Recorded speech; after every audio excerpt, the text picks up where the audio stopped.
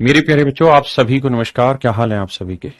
उम्मीद है आप ठीक ठाक होंगे। अभिषेक नारायण, सतपाल नंद, भाई बड़ी तेज नाम है, नितिन तिवारी, शिल्पा, हरेंद्र चौहान, निभा, प्रेम तिवारी, विशाल चुबे, मोहित, अजीत यादव। गुरुजी के चरणों में रोजगार बालक का प्रणाम स्वीकार है भाई, और तो बहुत जल्द रोजगार पाएगा, चिंता ना कर। मेरे नन्हे मुन्ने प्यारे बच्चों, आप सभी को नमस्कार। आप सभी का स्वागत है इस सेशन में। आइए मेरे प्यारे बच्चों, आप सभी के साथ आगे बढ़ते हैं।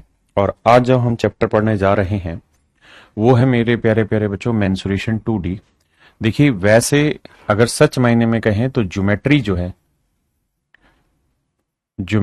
है और मेंसुरेशन 2D दोनों एक ही चीज है। कारण क्या है कि ज्योमेट्री भी 2 डायमेंशन होती है, लेंथ और ब्रेड्थ होती है, और मेंसुरेशन 2D में भी 2 डायमेंशन चीजों पर ही हम डिस्कस कर रहे हैं। इसके बाद आती है मेंसुरेशन 3D, और जो 3D होती है उसमें मेरे प्यारे बच्चों 3 डायमेंशन होती है, लेंथ, ब्रेड्थ और हाइट। तो ये मेरे प्यारे बच्चों कुल मिला के ज्योमेट्री जैसा ही हिस्सा है। हम इसमें पढ़ने क्या जा रहे हैं, मेंसुरेशन दो होती है, एक 3 डायमेंशनल और एक 2 डायमेंशनल। हम मेरे प्यारे बच्चों 2 डायमेंशनल कर रहे हैं जिसे हम फ्लैट शेप कहते हैं, ठीक है जी। 2D में हम 4 चीजें पढ़ने जा रहे हैं। सबसे पहले ट्रायंगल, उसके बाद क्वाड्रिलेटरल, उसके बाद पॉलीगन, उसके बाद सर्कल, ठीक है जी। आप कहेंगे जी सर्कल हमने पढ़ लिया, क्वाड्रिलेटरल हमने पढ़ लिया, ट्रायंगल हमने पढ़ लिया। बिल्कुल ठीक चीज है, लगभग लगभग जो आपने पढ़ा है वैसा सा ही है, थोड़ा थोड़ा चेंज है, बताऊंगा। क्वाड्रिलेटरल में हम पढ़ेंगे पैरेललोग्राम, रेक्टेंगल, स्क्वायर और रोम्बस, और एक नई इंट्रोड्यूस होगी आपके साथ, दैट इज ट्रेपीजियम। ट्रेपीजियम भी मैंने आपको बता दिया था ज्योमेट्री में, लेकिन यहां मेंसुरेशन 2D में हम ट्रेपीजियम को भी और अच्छे से सीखेंगे। तो ये मेरे प्यारे बच्चों कुल मिला के 2D का हमारा सिलेबस है। Triangle, quadrilateral, polygon, circle. Quadrilateral के ये हिस्से हैं। पॉलीगन बहुभुज होती है, इसका मतलब हिंदी में त्रिभुज होता है, इसका चतुर्भुज होता है, इसका बहुभुज होता है और इसका वृत्त होता है। हिंदी में बोल तो दिया मेरे भाई सर्वेश प्रजापति जी। तो मेरे प्यारे बच्चों, आज हम पढ़ने जा रहे हैं मेंसुरेशन 2D। आइए अब आगे बढ़ें और मेंसुरेशन 2D के बारे में सीखने की कोशिश करते हैं। मेंसुरेशन 2D में जो मैंने आपको सबसे पहला टॉपिक बताया कि भाई हम ट्रायंगल पे बात करने जा रहे हैं आपके साथ। तो मेरे बच्चे, सबसे पहली ट्रायंगल जो मैं लेना चाहूंगा आपके साथ डिस्कशन में, वो लूंगा मैं स्केलेन ट्रायंगल। स्केलेन ट्रायंगल को कहते हैं विषम बाहु त्रिभुज, जिसकी सारी बाहु, बाहु माने बाहुबली या भुजाएं, भुजाएं विषम हो यानी अलग अलग हो, वो विषम बाहु त्रिभुज कहलाती है। जिसकी सारी बाहु यानी सारी भुजाएं सम हो, समान हो, उसे हम इक्विलेटरल ट्रायंगल कहते हैं, समबाहु त्रिभुज कहते हैं। जिसकी बाहु दो बराबर हो, दो बाहु समान हो, वो समद्विबाहु ट्रायंगल यानी आइसोसेलेस ट्रायंगल कहलाता है। और मेरे प्यारे बच्चों, अगर कोण सम है यानी 90 डिग्री है तो उसे हम राइट एंगल ट्रायंगल कहते हैं। तो मेंसुरेशन 2D में हम ट्रायंगल्स की शुरुआत कर रहे हैं, और सबसे पहले हम 4 ट्रायंगल पे डिस्कशन कर रहे हैं। सबसे पहली ट्रायंगल आती है मेरे प्यारे बच्चों स्केलेन ट्रायंगल। तो अब यह आपकी हेडिंग है। बहुत सारी ऐसी चीजें होंगी जो ज्योमेट्री में आप पढ़ चुके हैं, उन चीजों को मैं एज ए रिजल्ट खटाखट लिखवा के आगे बढ़ाता चला जाऊंगा। देखिए मेरे प्यारे बच्चों, विषम बाहु त्रिभुज में क्या होता है। देखिए, किसी भी ट्रायंगल का जो एरिया होता है वो half into base into height होता है, कोई भी स्केलेन ट्रायंगल हो। अगर मान लीजिए ये कोई स्केलेन ट्रायंगल है और ये बेस ले रखा है मेरे को बी, ये स्केलेन ट्रायंगल कुछ भी हो सकता है, ऑब्ट्यूज, एक्यूट, कुछ भी, अलग अलग भुजाएं। अगर मेरे पास ये वाला एल्टीट्यूड है, ये वाला एल्टीट्यूड है, तो इसका एरिया हो जाएगा half into base into height, वो हर एक में चलेगा। दूसरा मेरे प्यारे बच्चों, एरिया निकालने का तरीका होता है हीरो फार्मूला। तो S, S minus A, S minus B, S minus C. S की जो वैल्यू होती है उसे हम अर्ध परिमाप कहते हैं, सेमी पेरीमीटर कहते हैं, और वो रहता है A plus B plus C by 2। आप कहेंगे जी ये सारी चीजें तो आप पहले से बता चुके हैं, अब क्यों बता रहे हैं? मेरे प्यारे बच्चों, एक चीज होती है जिसे हम कहते हैं समेटना। तो बहुत सारी चीजें फैली पड़ी थी, अब सारी चीजों को धीरे धीरे करके समेटता लाऊंगा और 2D खत्म कराऊंगा तब। तो ये स्केलेन ट्रायंगल है। अब मेरे प्यारे बच्चों, इसी में एक चीज ये भी आपको बताई थी कि अगर किसी ट्रायंगल की 3 मध्यिकाओं की लंबाई एक्स, वाई और जेड दे रखी है, तीनों मीडियन की लेंथ अगर एक्स, वाई, जेड दे रखी है, तो पहले आप सेमी पेरीमीटर ऑफ और मीडियन, तो वो रहता है X plus Y plus Z. आप कहेंगे हाँ जनाब, बाई 2 पहले निकालना होता है मेरे प्यारे बच्चों एसएम। फिर क्या करना होता है, ट्रायंगल का एरिया निकालना है, तो 4/3 into semi perimeter of median यानी SM, SM minus X, Y और जेड। ये आपको याद होगा, मैंने आपको पूरी तरीके से समझा रखा है ज्योमेट्री में। आप कहेंगे बिल्कुल। अब मेरे प्यारे बच्चों, किसी भी स्केलेन ट्रायंगल में अगर आपको इन रेडियस निकालनी है, अंतःवृत्त की त्रिज्या निकालनी है, किसी भी विषमबाहु त्रिभुज में अगर आपको अंत्यवृत्त की त्रिज्या निकालनी तो उसका सूत्र होगा रेडियस निकालने का कि एरिया ऑफ ट्रायंगल ले लो अपोन में सेमी पेरीमीटर ले लो, त्रिभुज का क्षेत्रफल बटे अर्ध परिमाप। ऐसा क्यों होता है ये सारी कहानियां मैं वहां बता चुका हूं आपको। यहां मैं अब धीरे धीरे सारी चीजों को समेटता ला रहा हूं। किसी भी स्केल एंड ट्रायंगल में अगर आपसे सरकम सर्कल की रेडियस पूछे, परिवृत्त की त्रिज्या पूछे, परिवृत्त की त्रिज्या पूछे, तो वो होती है मेरे प्यारे बच्चों a into B into C upon में 4 इंटू एरिया ऑफ ट्रायंगल। तीनों भुजाओं का गुणनफल बटे में 4 गुना त्रिभुज का क्षेत्रफल। तीनों भुजाओं का गुणनफल बटे 4 गुना त्रिभुज का क्षेत्रफल। अब मेरे प्यारे बच्चों इनके ऊपर छोटे छोटे से सवाल लेकर रिवीजन करा देता हूं। सवाल में कह रहा है त्रिभुज जिसकी वजह 15, 16, 17 है, त्रिभुज का क्षेत्रफल ज्ञात करो। तो आप कहेंगे साहब देखो 15, 16, 17 है तो सेमी पेरीमीटर निकालेंगे। सेमी पेरीमीटर एस के ही नाम से डिनोट होता है, वो होगा 15 जमा 16 जमा 17 बटा 2। तो देखो 7 और 5 12, 12 और 6 18, 8 असल 1, 1 और 1 2 और 1 3 और 1 4 48, 48 का आधा मेरे प्यारे बच्चों 24, यानी सेमी पेरीमीटर 24 आया।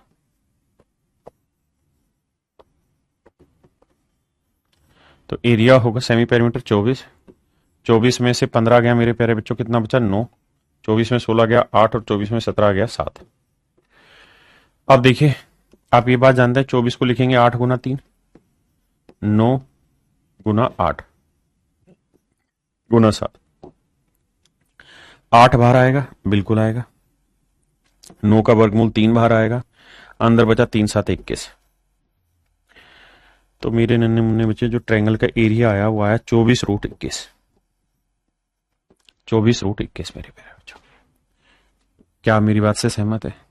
आपने कहा जी बिल्कुल ओके है, परफेक्ट है। मैं अपनी बात फिर से दोहराता हूं। क्या हमने ये सारी चीजें ज्योमेट्री में पढ़ ली थी, यहां मैं हल्का हल्का सा लाके उनको सबको समेट रहा हूं, हाँ है ना। अब उस समेटने में थोड़ी सी स्पीड तेज होगी, आप नाराज नहीं होना, बहुत सारे क्वेश्चन होमवर्क में दूंगा। कहते हैं त्रिभुज का क्षेत्रफल 250 है और आधार और ऊंचाई का रेशो ये है। तो मेरे प्यारे बच्चों अगर मैं ये कह दूं तुम्हें कि भैया बेस अगर 4x और हाइट 5x है तो एरिया क्या होगा, half into base into height, बिल्कुल। और ये दे किसके बराबर रखा है, 250 के बराबर। आप कहेंगे ठीक है, यहां से सोल्व करेंगे, एक्स की वैल्यू निकालेंगे, एक्स यहां रख देंगे, यहां रख देंगे, हाइट और बेस की लेंथ आ जाएगी। चीजें थोड़ी सी स्पीड में आएंगी, करिए। उस त्रिभुज का क्षेत्रफल क्या है जिसका परिमाप 32 सेंटीमीटर, एक भुजा 11 सेंटीमीटर, अन्य दो भुजाओं का अंतर 5 सेंटीमीटर है। कह रहा है एक ट्रायंगल है, उसका पेरीमीटर जो है यानी तीनों भुजाओं का जो जोड़ है a प्लस बी प्लस सी, वो दे रखा है मेरे बच्चे 32 सेंटीमीटर। एक भुजा 11 है, लेट से a की वैल्यू 11 है, तो मेरे बच्चे 11 उधर जाएगा तो आप अच्छे से समझते हैं b प्लस सी की जोड़ निकाल देंगे, क्या होगा साहब, ये आएगा साहब 21। 2 में से गया 1 और 3 में 1 गया 2, और दोनों भुजाओं का जो डिफरेंस है b माइनस सी वो आ रहा है 5।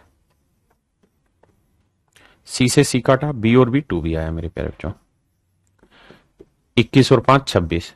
तो आप जानेंगे कि बी की वैल्यू आई 13, यानी एक भुजा 11 है तो दूसरी भुजा 13 आई, तो तीसरी भुजा आ गई मेरे प्यारे बच्चों 8। अब मेरे बच्चे आपके पास तीनों साइड है आगे, एक 11 है, एक 13 है और एक 8 है। प्रेम शंकर तिवारी जी पूछ रहे हैं इंग्लिश से परेशान हूं, कैसे ठीक करें, आप एडवाइस दें। मैं दूंगा लेकिन अभी पढ़ाई पे ध्यान दीजिए। तो मेरे प्यारे बच्चों 11 13 और 8 तीन भुजाएं हैं, मुझे इनका क्षेत्रफल निकालना है, तो हीरो फार्मूला लगाऊंगा, सोल्व कर लूंगा, ये काम आपका खुद का है। कहते हैं त्रिभुज का क्षेत्रफल 15 वर्ग सेंटीमीटर और इसके वृत्त की त्रिज्या, यहां गलत है, इसके अंतःवृत्त लिखना चाहिए था, इसको ऊपर लिखा हुआ इन सर्कल, ये इन है, इन सर्कल टाइप शैतान है। कहता पेरीमीटर ज्ञात करिए। तो मेरे प्यारे बच्चों आपको तो अच्छे से याद है, इन सर्कल की रेडियस का सूत्र है area of triangle upon semi perimeter. अगर मुझे सेमी पेरीमीटर चाहिए तो एरिया ऑफ ट्रायंगल लूंगा अपॉन में इन सर्कल की रेडियस। अब एरिया ऑफ ट्रायंगल दे रखा 15 और इन सर्कल की रेडियस दे रखी 3, 3 से काटूंगा मेरे प्यारे बच्चों 5 मेरा आंसर है, and that is my dear student is your right answer.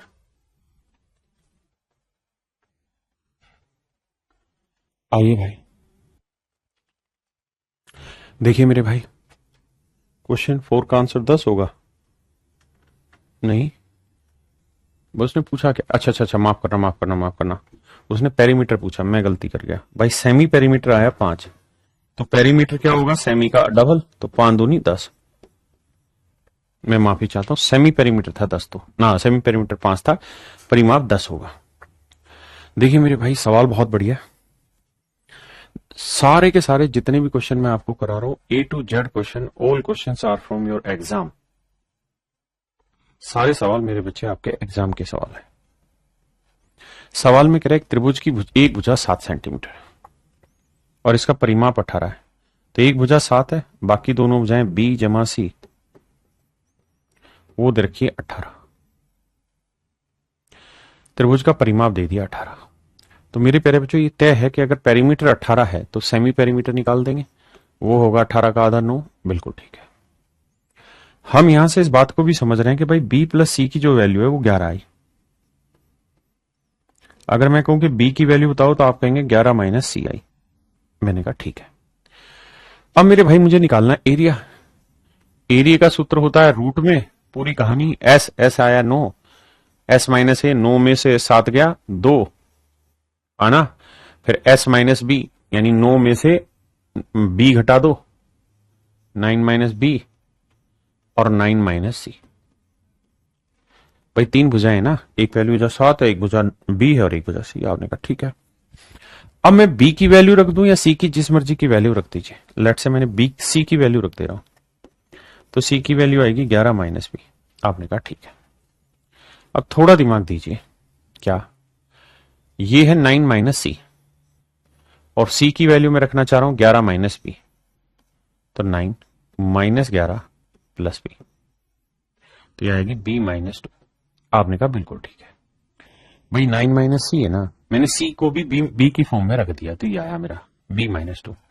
आप अगर सही से मेरी बात जान रहे हो तो इसे मैं हटा के B माइनस 2 लिख देता हूं, और ये वैल्यू है मेरे प्यारे बच्चों बराबर 108 के। अब सब कहानी ये कि दोनों साइड होल स्क्वायर कर दो, कर दिया जी। तो यहां बना 9 दूनी 18, यह आया 9 माइनस बी और यहां आया B माइनस 2 और यहां आया 108 क्योंकि वर्गमूल हटा।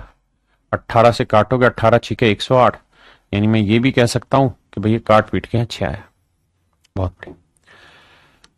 अब मेरे बच्चे एक काम तो हम ये कर सकते हैं कि ऑप्शन से जा सकते हैं, ठीक है जी।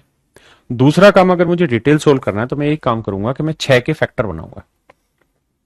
6 का फैक्टर या तो 1 और 6 होता है या 2 और 3 होता है। तो कोशिश करिए कि 1 को 6 बना दे और 1 को 1 बना दे। तो आप कहेंगे कि भाई इसे 6 बनाने के लिए तो B की वैल्यू क्या लेनी होगी, 3। तो 9 में से 3 गया 6 आ गया, बिल्कुल ठीक है। और यहां 3 में से 2 गया 1 सेटिस्फाई कर रहा है, इसका मतलब B की वैल्यू 3 सेटिस्फाई कर रही है।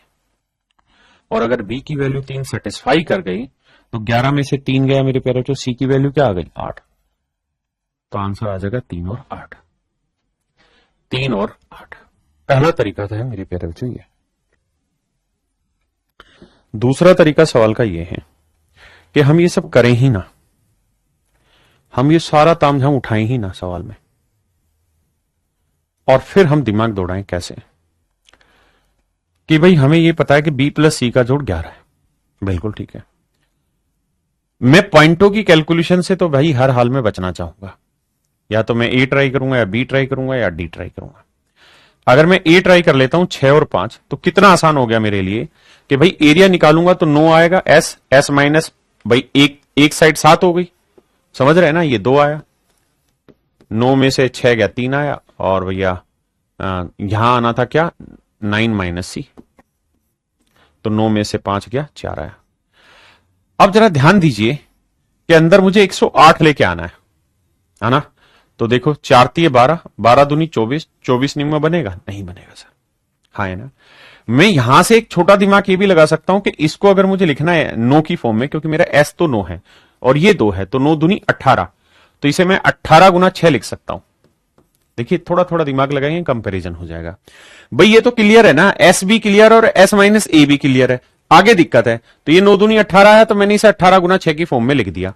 अब मेरे को यह पता है कि अब मेरा जो भी आंसर आएगा उसमें 9 माइनस बी जो सेमी पेरीमीटर और 9 माइनस सी, इनका जो वैल्यू आए वो हर हाल में 6 आए। तो अगर मैंने 6 और 5 ले ली तो 9 में 6 गया 3, 9 में 5 गया 4, 12 बनेगा। अगला लेता हूं 7 ले लेता हूं। अगर मैं 7 लूंगा तो ये 2 आया, और सी की वैल्यू 4 लूंगा तो ये कितना आएगा 5, 5 दूनी 10, ये भी सेट नहीं हो रहा। फिर मैं जाऊंगा डी ऑप्शन पे 3, तो 9 में 3 गया 6 और 9 में 60 गया 1, ये सेटिस्फाई कर रहा। मेरा आंसर आ गया ऑप्शन डी। मैंने हर तरीके से आपको चलना यहां पे सिखाया। ये आपकी श्रद्धा है कि आप कैसे चलेंगे, करिए।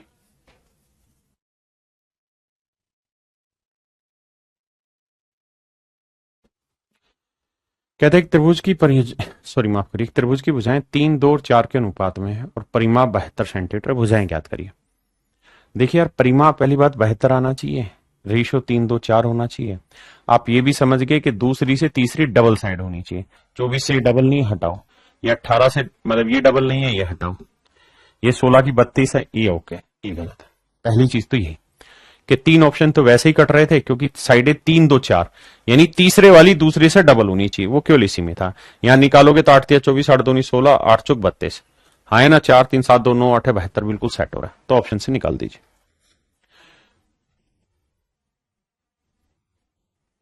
सवाल में कह रहा है भाई एक त्रिभुजाकार मैदान है, उसकी भुजाएं दे रखी हैं आपको। एक भुजा की लंबाई 60 है, एक भुजा की लंबाई 112 है और एक भुजा की लंबाई 164 है। अब कह रहा है जी इसका एरिया निकाल दो हीरो फार्मूले से। निकालिए जरा एरिया क्या आया। देखिए मेरे बच्चे, सबसे पहला काम हमें क्या करना पड़ेगा कि एस निकालना पड़ेगा। एस क्या होगा जी, तीनों का जोड़। मन मन में कर लो या लिख के कर लो। देखो 60 जमा 112 जमा 164, 4 2 6 आया, 6 6 12 और 1 13 आया, 1 और 1 2 और 1 336 आया। इसका आधा करोगे, 2 एकम 2, 2 6 12, 2 8 16, तो मेरे प्यारे बच्चों सेमी पेरीमीटर आया 168। अब मेरे बच्चों एरिया देखते हैं, तो एरिया हो जाएगा एस, दैट इज 168, फिर एस माइनस ए, तो 168 में से 60 घटाओगे तो बचेगा 108। फिर आएगा मेरे बच्चे एस माइनस बी, तो 168 में से 112 घटाओगे, 168 में से 112 घटाओगे मेरे प्यारे बच्चों, तो 8 में 2 गया 6 और 5 में 1 गया ना, 6 में 1 गया 5, यह है 56। और फिर 168 में से 164 घटाओगे मेरे प्यारे बच्चों, आया 4।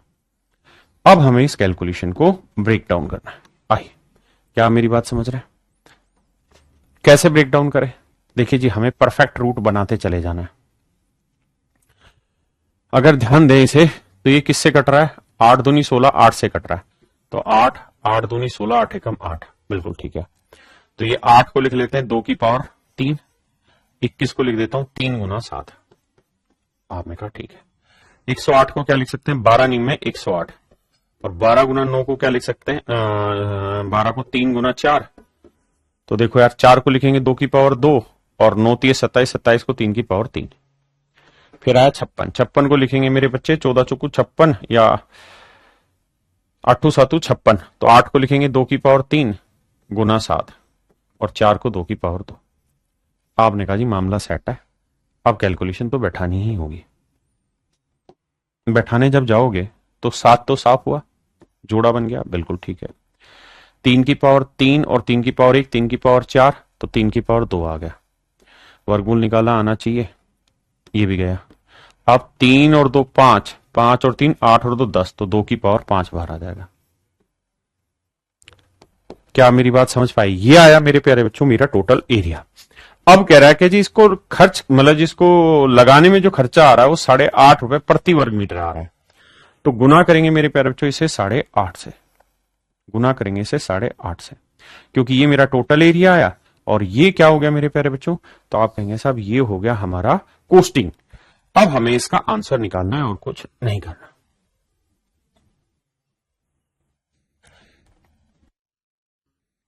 अब ध्यान देना मेरे बच्चे, अब आप कहेंगे क्या इसकी कैलकुलेशन करनी पड़ेगी, सिखाता हूं।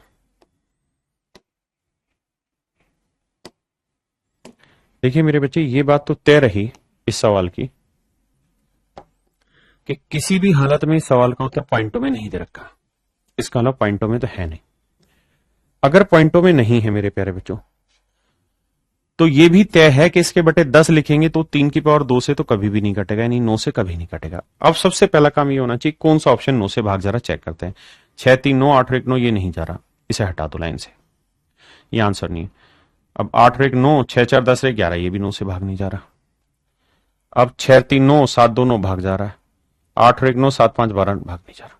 तो मेरे प्यारे बच्चों केवल और केवल ऑप्शन बी है जो मेरा 9 से भाग जा रहा है। दूसरा तरीका, अगर आपके दिमाग में 9 वाला तरीका फिट नहीं बैठ रहा, फिर क्या करें साहब? फिर मेरे प्यारे बच्चों हम डिजिटल सम लगा सकते हैं। लेकिन आप कहोगे सर मजे ले रहे हो, डिजिटल सम भी तो वही कहानी है, 3 की पावर 2 हुआ 0 9 9 का डिजिटल सम 0 0 को किसी से गुना करोगे डिजिटल सम 0। तो इनमें केवल एक ही ऑप्शन है जिसमें डिजिटल सम 0 आ रहा है। इसके अलावा जो चौथा पार्ट है वो ये, मतलब इससे तीसरा जो पार्ट है कि सर हम 8.5 को क्या लिख देंगे, भाई यही तो हुआ 8.5 का मतलब, तो 8 दूनी 16 और 1 17 बटे 2, 17 बटे 2। आपने कहा ठीक है, 2 से काटेंगे यहां पे तो यहां बच जाएगा मेरे बच्चे 4। आपने कहा ठीक है, अब हम यूनिट डिजिट करने की कोशिश करते हैं। तो देखिए इसका यूनिट डिजिट है 7, इसका यूनिट डिजिट है 9, इसका यूनिट डिजिट है 6, इसका यूनिट डिजिट है 7। तो 7 नीम 63, 3 आया, 3 छिंग 18, 8 आया, 8 7 56, 6 आया। लेकिन दिक्कत यह है कि यूनिट डिजिट से ये भी आंसर सही है और ये भी आंसर सही है, दोनों ही आंसर सही हो रहे हैं। तो मेरे प्यारे बच्चों आपको ज्यादा आसान जब यहां आके फंस गए और हमें ये पता चल गया कि ये मेरा आंसर नहीं है और ये मेरा आंसर नहीं है, तो इन दोनों में से एक आंसर होगा, तो क्या करें? तो सर पहली चीज तो आप ये अप्लाई कर दीजिए कि आंसर जो होगा मेरा वो 9 से भी भाग होगा। और मान लो आप 9 से नहीं चेक करना चाह रहे, तो जो भी मेरा आंसर होगा 2 की पावर 4 यानी 16 से भाग होगा, मेरा आंसर 17 से भी भाग होगा, मेरा आंसर 7 से भी भाग होगा। जो आप चेक कर पाए उसको कटा लिए, जो आप चेक कर पाए उसको चेक कर दीजिए। जैसे मुझे चेक करना है 7 से, तो देखिए 7 से चेक करना है तो 7 दूनी 14, बचा कितना 4, 7 सिंह 42, 1 नहीं जा रहा। अगर ये 7 से भाग नहीं जा रहा तो ये आंसर ही नहीं होगा, तो डायरेक्ट ऑप्शन भी है। तो कहने का मतलब तार्किक रूप से कहीं ना कहीं घुमा दीजिए सवाल को। मेरे बच्चे यहां एक्चुअल साइडें निकालनी है और आपको सोल्व करना है। मेरे प्यारे बच्चों कुछ नहीं है, बस यहां आपको इसमें दिक्कत होगी हेक्टेयर में। तो 1 हेक्टेयर जो है,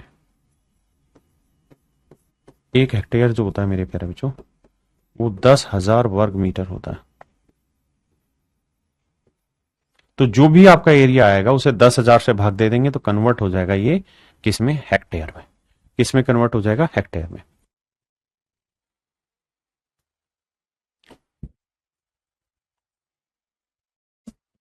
देखिए मेरे प्यारे बच्चों सवाल में कह रहा है कि एक ट्रायंगल है। मेरे नन्हे मुन्ने बच्चों ये कोई त्रिभुज है, इस त्रिभुज की कुछ चीजें दी हुई है। इस त्रिभुज का जो एरिया है उसे मेरे प्यारे बच्चों मैंने कैपिटल ए से डिनोट किया हुआ, मतलब मैंने नहीं, सवाल ने कहता है इसका जो पेरीमीटर है, पेरीमीटर जानते हो क्या होता है? जिसे हम परिमाप कहते हैं, उसे पी से डिनोट किया हुआ है। इसकी जो इन सर्कल रेडियस है स्मॉल आर जो है उसे मैंने, इसकी परिमिति अंत्य त्रिज्या को मैंने क्यू से डिनोट किया है। और इसकी सरकम सर्कल की जो रेडियस है उसको मैंने कैपिटल आर से ही डिनोट किया हुआ है। और इसकी जो मीडियन है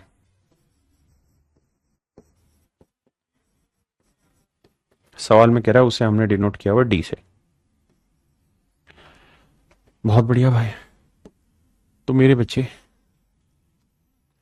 आप मुझे एक सिंपल बात ये बताना कि मुझे रेशियो किसमें पूछा है? ए और पी में। ए और पी में मुझसे रेशियो पूछा हुआ। पी क्या होता है मेरे प्यारे बच्चों? तो आप कहेंगे सेमी पेरीमीटर होता है, मतलब पेरीमीटर। बताता हूं कहानी को।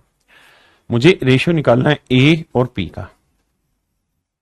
आइए दोस्त, आपको शायद ये बात पता होगी कि इन सर्कल की जो रेडियस होती है वो होती है area of triangle upon semi perimeter. हाँ जी, अगर मेरे दोस्त मुझे चाहिए ही ट्रायंगल का एरिया, तो ट्रायंगल का जो एरिया होगा वो होगा incircle radius into semi perimeter. आप कहेंगे बिल्कुल ठीक है। मेरे बच्चे अब ये बताना कि ट्रायंगल का जो एरिया है वो क्या है? ए, और रेडियस इन सर्कल रेडियस को क्या नाम दिया हुआ है? क्यू।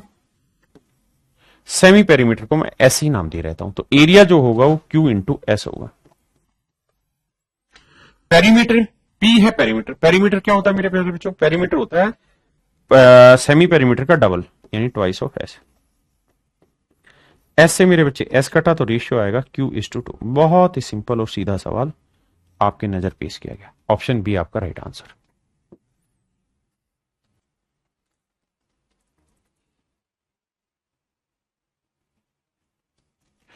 देखिए यार, सवाल में कह रहा है कि एक ट्रायंगल है, इस ट्रायंगल का एरिया आपको दे रखा है भाई कितना, 96। कहता है इसकी एक भुजा की लंबाई 24 है। कहता है इस पे अगर मैं एल्टीट्यूड डालूं तो इस एल्टीट्यूड की लेंथ ज्ञात करो। तो आप कहेंगे half into base into height area, और ये 96 के बराबर है, तो आंसर आ जाएगा एच की वैल्यू यार। तीन भुजाएं 11, 12 और 13 सेंटर दिए गए त्रिभुज का क्षेत्रफल, भाई हीरो फार्मूला लगाएंगे, सोल्व करेंगे। 5, 6 और 7 त्रिभुज का क्षेत्रफल, हीरो फार्मूला लगाएंगे, सोल्व करेंगे।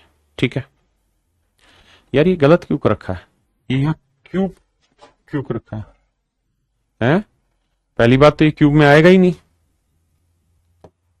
स्क्वायर में होता है एरिया। प्रूफरीड करो, ढंग से करो यार, हमारे बालक नाराज हो जाते हैं फिर। मेरे बच्चे एरिया को हमेशा स्क्वायर से डिनोट करते हैं। दूसरी चीज, यहां पॉइंट है, कोमा नहीं है, तो आपने एरिया निकालना है और आपका आंसर आ जाएगा।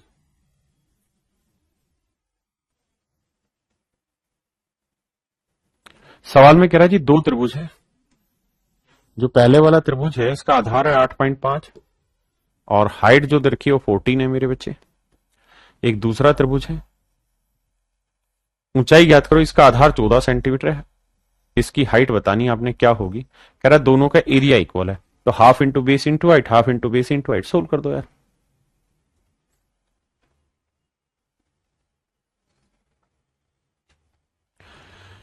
देखिए भाई, कहता है 21.4 सेंटीमीटर आधार और इतने ऊंचाई वाले त्रिभुज का क्षेत्रफल ज्ञात करो। तो एरिया हो जाएगा हाफ, बेस हो गया मेरे प्यारे बच्चों कितना, 21.4, हाइट होगी 15.5। आपने कहा ठीक है साहब। मैं कह रहा हूं भाई डेसिमल हटा के 10 लिखते हैं और यहां से डेसिमल हटा के 10 लिखते हैं। 2 से काटेंगे, 2 एकम 2, 2 साते 14, 107 है। मेरे बच्चे मैं अब आपको ये सलाह दूंगा यहां पे कि ये आया 107 गुना 155 बटा 100। आपने कहा जी बिल्कुल ठीक है। मेरी सलाह है आपको ये कि यहां पे आप कोई इधर उधर का कोई दिमाग मत दौड़ाइए, डिजिटल सम नहीं अप्लाई होगा, यूनिट डिजिट आपका अप्लाई नहीं होगा क्योंकि अप्रोक्सीमेट वैल्यू लिखी हुई है। तो आपको यहां 107 को 155 से सीधा गुना कर लेना चाहिए।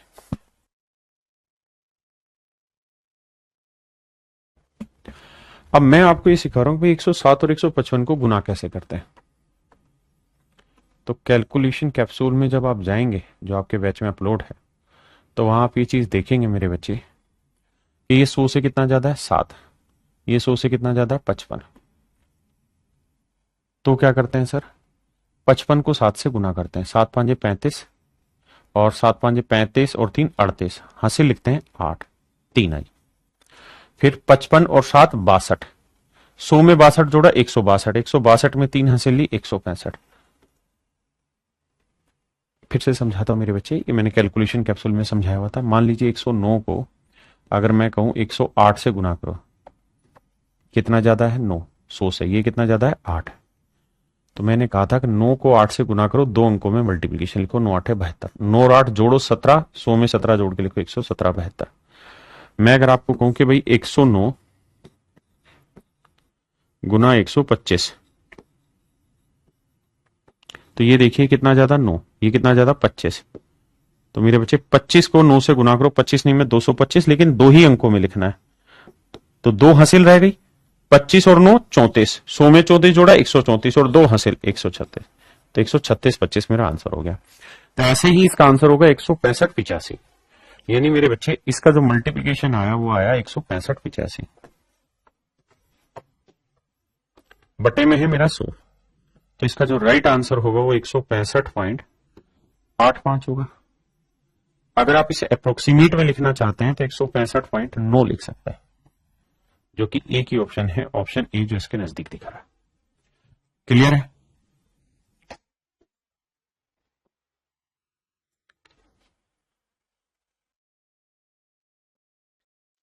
देखिए यार, कहता है किसी त्रिभुज की भुजाओं का अनुपात 1:3, 1/3, 1/5, 1/4।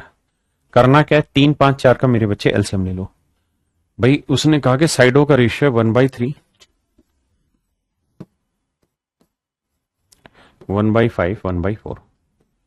तो रेशियो जिन्होंने पढ़ा वो जानते हैं, इसको कैलकुलेट करने का तरीका है 3, 5, 4 कैल्शियम ले लेंगे तो आएगा 60।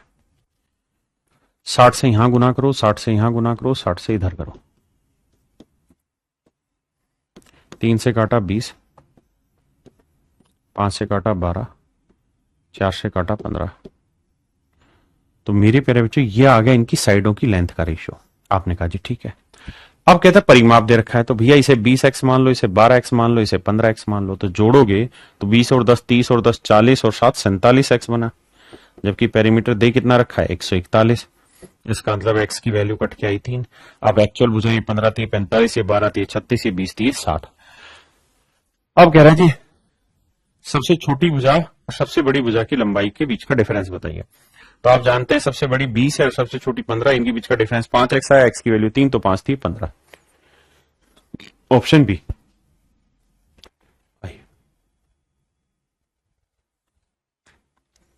सवाल में कह रहा है कि भाई एक ट्रायंगल है और इस ट्रायंगल में आधार की जो लंबाई है मान लीजिए b है, वो इसकी हाइट से 3 कम है। तो इसकी हाइट से 3 कम है, इसका मतलब इसकी हाइट हर हाल में b+3 होगी, तब ये 3 कम होगी। तो इसका एरिया आएगा half into base into height, b into b+3। ये बराबर है 104 के।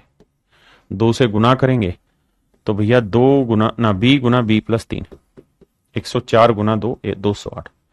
अब हमें ऐसे दो नंबर ढूंढने जिनका डिफरेंस हो 3 और मल्टीप्लाई करें तो 208। तो देखो यार 8 दूनी 16, 8 से कट रहा है लेकिन 3 नहीं आएगा। 10 से काटेंगे 20 नहीं आएगा, हमें 3 डिफरेंस चाहिए। तो 15 से काटते हैं, 15 एकम 15 नहीं जाएगा,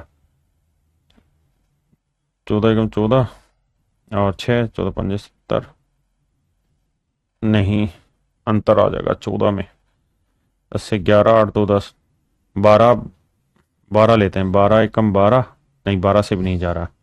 208 कटेगा किससे भाई, 16 से काटे तो 16, 16 एकम 16 और बचा कितना भाई 4, 16 थी 48, बस सेट हो गया, डिफरेंस आ गया 3। तो इसका मतलब बी की वैल्यू 13 है मेरे प्यारे बच्चों। तो 13 में 3 जोड़ा 16 आ गया ना, 13 में 3 जोड़ा 16, ठीक है। अब उसने हमसे पूछा आधार की लंबाई ज्ञात करिए, तो आधार की लंबाई थी अपनी 13, तो 13 अपना आंसर है। दूसरा तरीका ये था कि हम अपने फैक्टर से भी कर सकते हैं। निधि बर्नवाल बेटा कौन सी चीज में आप कह रहे हैं, क्वेश्चन 15 में 24 आंसर है।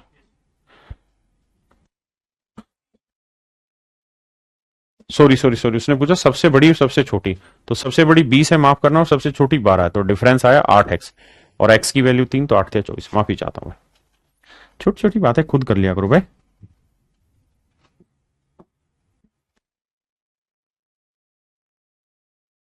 यार देखिए मेरे बच्चे, किसी ट्रायंगल की 3 साइडें ए बी और सी, कहता है इनमें किन्हीं दो का जो औसत है वो तीसरी भुजा के आधे से 6 सेंटीमीटर अधिक है। कहता है तीसरी भुजा के आधे में 6 जोड़ देंगे तो इनका औसत बराबर आएगा निकल के मेरे। कहता है त्रिभुज का क्षेत्रफल ज्ञात करें, क्या होगा। देखिए मेरे बच्चे बड़ी प्यार से मेरी बात को ध्यान से सुनिए, सवाल बहुत अच्छा है, पेपर का क्वेश्चन है।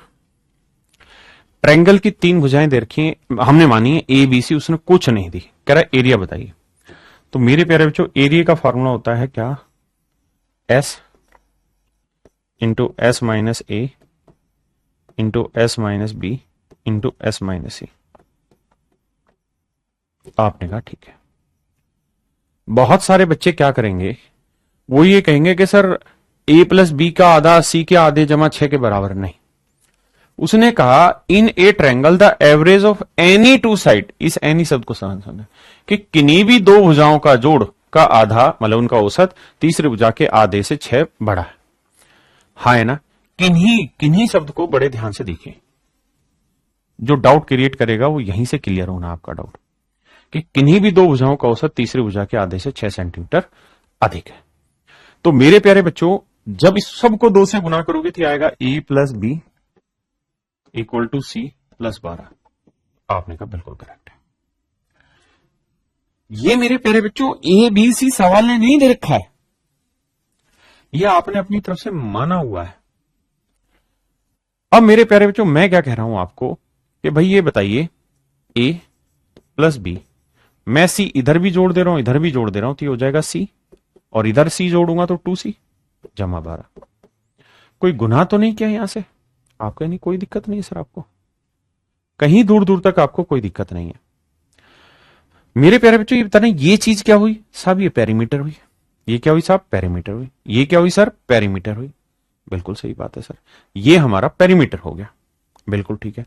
और पेरीमीटर क्या होता है साहब? सेमी पेरीमीटर का डबल होता है। 2 इंटू सी प्लस 12, सब में 2 कॉमन ले देंगे तो एस की वैल्यू आ गई सी जमा 6। सी जमा 6। अगर और ध्यान से देखोगे तो एस माइनस सी बराबर 6 आया।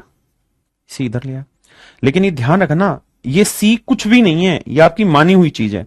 अगर यहां उसने कहा किन्हीं भी, तो यहां एस माइनस बी भी मेरे बच्चे 6 ही आएगा और एस माइनस ए भी 6 ही आएगा। मैं आपको यह समझाना चाह रहा हूं। तो एस माइनस ए भी 6 आएगा, एस माइनस बी भी 6 आएगा और एस माइनस सी भी 6 आएगा। अल्टीमेटली मैं आपको ये समझाना चाह रहा हूं। अदरवाइज आप क्या करिए, अगली बार यहां ए प्लस सी बाई 2 और यहां बी बाई 2 लिखिए जमा 6, तब भी ये सेम कहानी होगी। तो वहां एस माइनस बी आ जाएगा, अगली बार यहां ए लिख लेंगे तो एस माइनस ए आएगा, सभी की वैल्यू 6 आएगी। अब अगर आप जान गए हैं तो हमारे लिए मेन हर्डल है एस की वैल्यू निकालना। तो आपने कुल मिला के कहानी पढ़ ली कि सर एस माइनस ए हो, एस माइनस बी हो और एस माइनस सी हो, इन सब का ही मतलब 6। अगर मैं कहूं यार सबको जोड़ो तो एस एस एस क्या हुआ? 3s माइनस ए माइनस बी माइनस सी,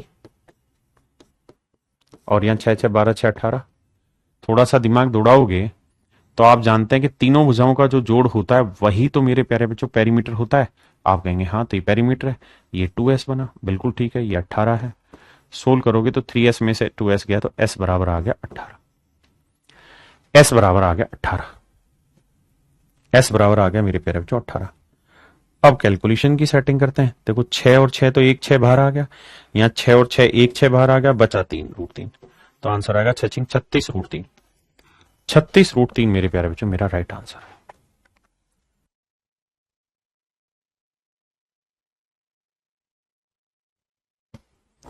अब मैं आपको इसमें एक कॉन्सेप्ट सिखा रहा हूं, उस कॉन्सेप्ट को ध्यान रखिए।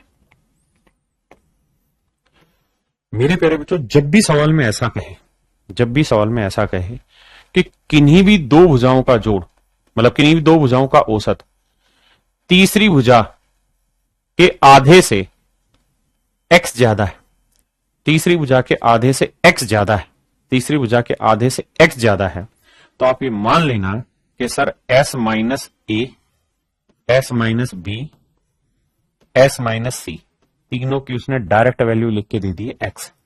आपको निकालने की जरूरत नहीं है, आपको निकालने की जरूरत नहीं है। तीसरी बात, s जो होगा ना वो थ्राइस ऑफ x होगा, यानी आपके पास एक झटके में सेमी पेरीमीटर भी निकाल के दे दिया है मैंने और तीनों वैल्यू।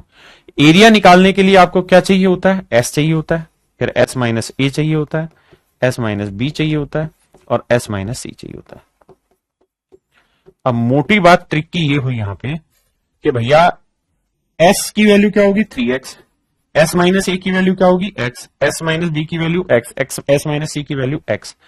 जब इसको आप सोल्व करोगे तो हर हाल में आंसर जो एरिया का निकल के आएगा वो निकल के आएगा, देखिए x x x x x की पावर 4 बाहर निकालोगे x स्क्वायर और बचा क्या? रूट 3। तो आंसर हर हाल में x स्क्वायर रूट 3 आएगा। ये मेरे प्यारे बच्चों ट्रिक बन गई है, इस ट्रिक को हमेशा के लिए याद रखिएगा। क्या ये 1 सेकंड का क्वेश्चन है, यानी अगर आप मेरे बच्चे हैं और मेरी बातों को ध्यान से सुनते हैं और मेन मेन बिंदुओं को लिखते हैं, तो उसने कहा था कि किन्हीं भी दो भुजाओं का औसत तीसरी भुजा के आधे में से 6 सेंटीमीटर अधिक है, तो एरिया जो आना था वो 6 का वर्ग रूट 3 आना था।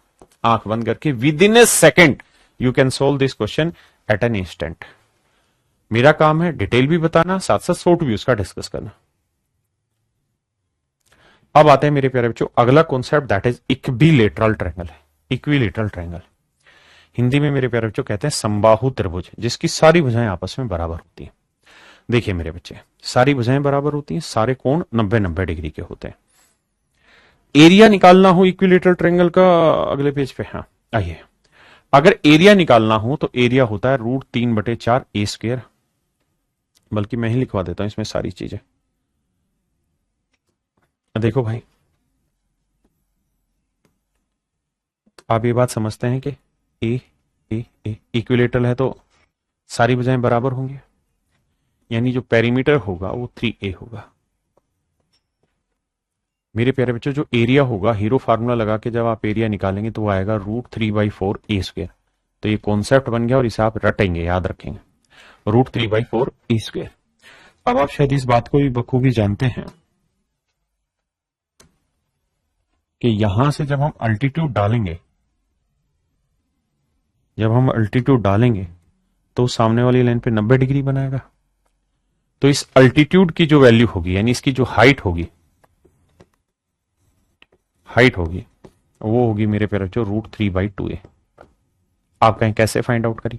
सर एरिया ले लेंगे ना, हाफ इंटू बेस ले लेते हैं a और हाइट ले लेंगे h, और हीरो फार्मूले से एरिया निकालेंगे, वो आएगा √3/4 A square, base into height. तो सोल्व करेंगे तो ये आ जाएगा। मेरे प्यारे बच्चों, जब मैं आपको सेंटर पढ़ा रहा था तो वहां मैंने एक चीज डिस्कस की थी आपके साथ, क्या कि बेटा जब मैंने आपको सेंटर पढ़ाया तब ये डिस्कस किया था कि बेटा कुल मिला के इस बात का ध्यान रखना कि सरकम सेंटर, इन सेंटर, ऑर्थो सेंटर और सेंट्रोड ट्रायंगल में अलग अलग जगह बनते हैं, एक जगह नहीं बनते। सामान्य परिस्थितियों में अलग अलग रहते हैं, लेकिन एक परिस्थिति है जहां सेम बनते हैं। मेरे प्यारे बच्चों, समबाहु त्रिभुज जो होती है ना, उसमें ये ही लाइन इक्विलेटरल ट्रायंगल की केस में अल्टीट्यूड कहलाती है, जिसे हिंदी में हम अविलंब कहते हैं,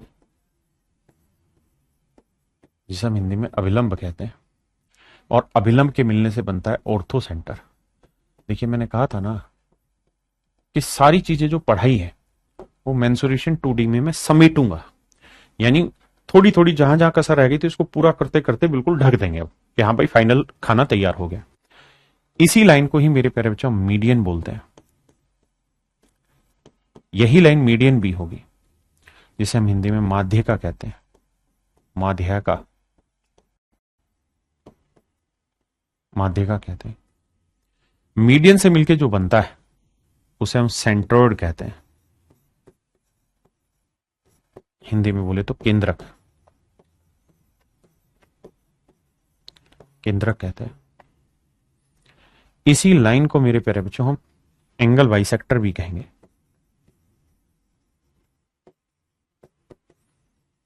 एंगल बाइसेक्टर भी कहते हैं, कोण द्विभाजक, बल्कि कोण समद्विभाजक।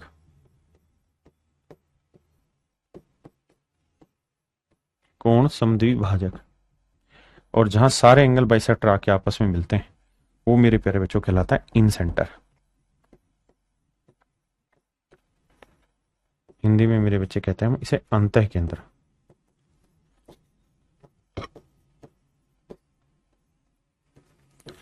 अंतः केंद्र। और मेरे प्यारे बच्चों, इस लाइन को हम कहते हैं क्या? इसी लाइन को हम कहते हैं परपेंडिकुलर बाइसेक्टर।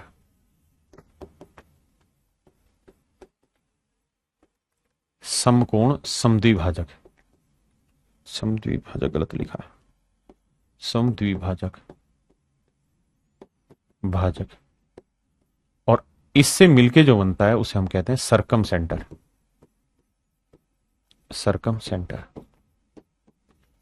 परिकेंद्र, प्रकेंद्र।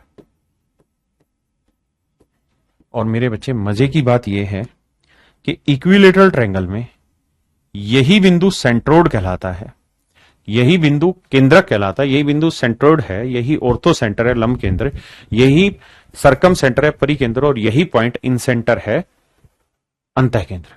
यानी मेरे प्यारे बच्चों, इक्विलेटरल ट्रायंगल में सारी लाइनें एक ही लाइन को रिप्रेजेंट करती है, यानी ये मीडियन भी होगी, परपेंडिकुलर बाइसेक्टर भी होगी और एंगल बाइसेक्टर भी होगी। और यही पॉइंट सर्कम सेंटर, यही ऑर्थो सेंटर, यही इन सेंटर और यही सेंट्रोइड, यही लंब केंद्र, यही परिकेंद्र, यह अंतः केंद्र और यही केंद्र कहलाता है। हाँ जी, मेरी बात समझ गए? सारे बिंदु इस सारे सेंटर एक ही पॉइंट पे आके लाई करते हैं। इसी वजह से मेरे प्यारे बच्चों आप ये भी बात समझेंगे कि ये सेंट्रोइड हुआ तो ये 2:1 की रेशियो में बांटेगा, और ये सर्कम सेंटर हुआ तो ये बड़े वाले सर्कल की रेडियस, और यही इन सेंटर हुआ तो ये छोटे वाले सर्कल की रेडियस होती है, अंदर वाले सर्कल की रेडियस। तो मेरे प्यारे बच्चों यहीं से सर्कम रेडियस का सूत्र निकल के आता है, और वो आता है a/√3, क्योंकि एल्टीट्यूड को 2 1 में बांटेंगे। और यहीं से मेरे बच्चे इन सर्कल की रेडियस का सूत्र निकल के आता है, दैट इज 1/3, ये आएगा a/2√3। ये 4-5 चीजें मुझे लगता है जो आपको पी लेनी चाहिए, गट गट करके, कहना है ना, गट गट करके पी लो। यही चीजें मैंने सारी यहां लिखवाई है। अब आते हैं मेरे बच्चे आगे। देखिए यार, किसी समबाहु त्रिभुज में अंत्यवृत्त का क्षेत्रफल क्या होगा? आप जानते हैं कि एरिया का जो फार्मूला होता है सर्कल का, वो होता है πr², और इन सर्कल की रेडियस होती है a/2√3। आप कहेंगे ठीक है, तो इसका वर्ग निकालेंगे तो क्या आ जाएगा? a²/2 का वर्ग 4, 4 × 12। तो ये πa²/12 होता है एरिया। और अगर हम इसे हाइट की टर्म में रिप्रेजेंट करें, तो एरिया आता है πh²/9, πh²/9। ऐसे ही सर्कम सर्कल की रेडियस लगा के फॉर्मूला लगाएं तो एरिया πa²/3, और हाइट की टर्म में आंसर होगा 4πh²/9। हाँ है ना? क्या मेरी बात समझ रहे हैं? दूसरी चीज ये कि इस बात को भी हमेशा ध्यान रखना कि किसी भी इक्विलेटरल ट्रायंगल में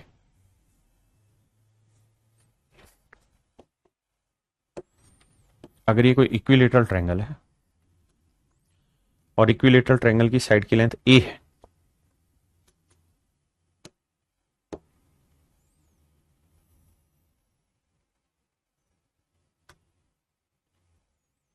और ये सर्कम रेडियस है, ये सर्कम रेडियस है, ये इन सर्कल रेडियस है, तो इक्विलेटरल ट्रायंगल की साइड उसकी इन सर्कल रेडियस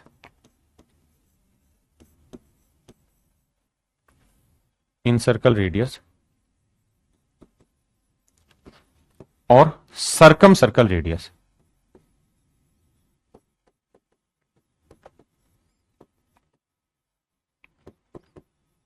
इनका जो रेशियो होता है उसे ध्यान से समझते हैं। अगर इक्विलेटरल ट्रायंगल की साइड की लेंथ a है तो इन सर्कल रेडियस की फार्मूला क्या होता है? a/2√3, और सर्कम सर्कल की रेडियस का सूत्र होता है a/√3। आपने कहा सर लिखवाया? तो मैं अगर आपको कहूं कि इनका रेशियो निकालो तो आप कहेंगे देखिए a। अब सर सबको 2√3 से गुना करो, तो साइड की लेंथ 2√3 आई, इसे 2√3 से गुना करोगे मेरे बच्चे तो यहां क्या बचेगा? 2√3 से 2√3 कट के 1, और इसे 2√3 से गुना करेंगे तो कट के आएगा 2। मतलब ये हुआ मेरे बच्चे कि अगर किसी इक्विलेटरल ट्रायंगल में इन सर्कल की रेडियस 1 है, सर्कम सर्कल की रेडियस 2 है, तो इक्विलेटरल ट्रायंगल की साइड 2√3 होगी। ये बहुत ही खूबसूरत संबंध है जिसे आप ध्यान रखेंगे तो बहुत जगह काम आना है। ठीक है, देखिए मेंसुरेशन 2D जो है वो बेसिकली एक घड़ा है, और ये घड़ा इतना बड़ा है कि इसके अंदर छोटी छोटी दुनिया भर की इंफॉर्मेशन है, और ये रिजल्ट ओरिएंटेड है ना? जैसे कैलकुलेशन रिजल्ट पे काम करती है, ऐसे ये भी बहुत सारे रिजल्ट बनाएगा। तो हम सारे रिजल्ट पेपर में प्रूफ करें, डिटेल करें, that will not make any sense. So the better way is that कि हम इन सारे के सारे सवालों को, जितने भी इनके छोटे छोटे ट्रिक बता रहा हूं मैं, इन ट्रिकों को मेन पेजेस पे लिखेंगे और वहां से इन्हें सवाल में यूज कराएंगे। ठीक है जी। अगला है कि भाई सर्कम रेडियस और इन सर्कल रेडियस का रेशियो 1:2 होगा, और इनके एरिया का रेशियो क्या होगा? 1:4 होगा। अगर रेडियस का रेशियो 1:2 है तो एरिया होता है πr²,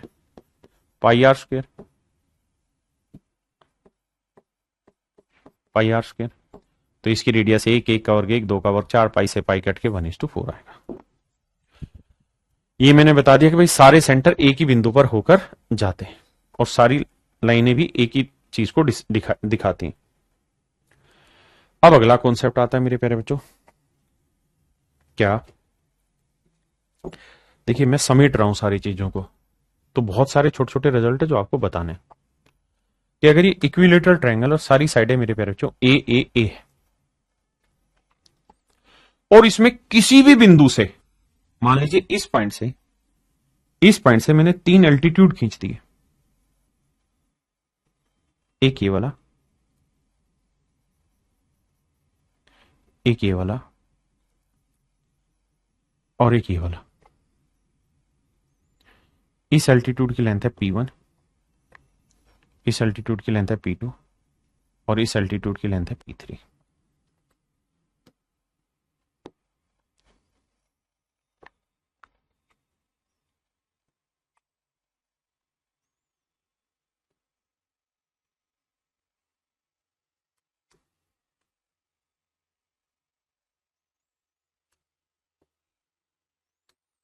आइए मेरे बच्चे ध्यान से, अब यह P1 P2 P3 इनमें एक रिलेशन है, ये किसी भी बिंदु से खींचे जा सकते हैं, यहां से खींचे जा सकते हैं तीनों भुजाओं पे, यहां से कहीं से भी खींचे जा सकते हैं।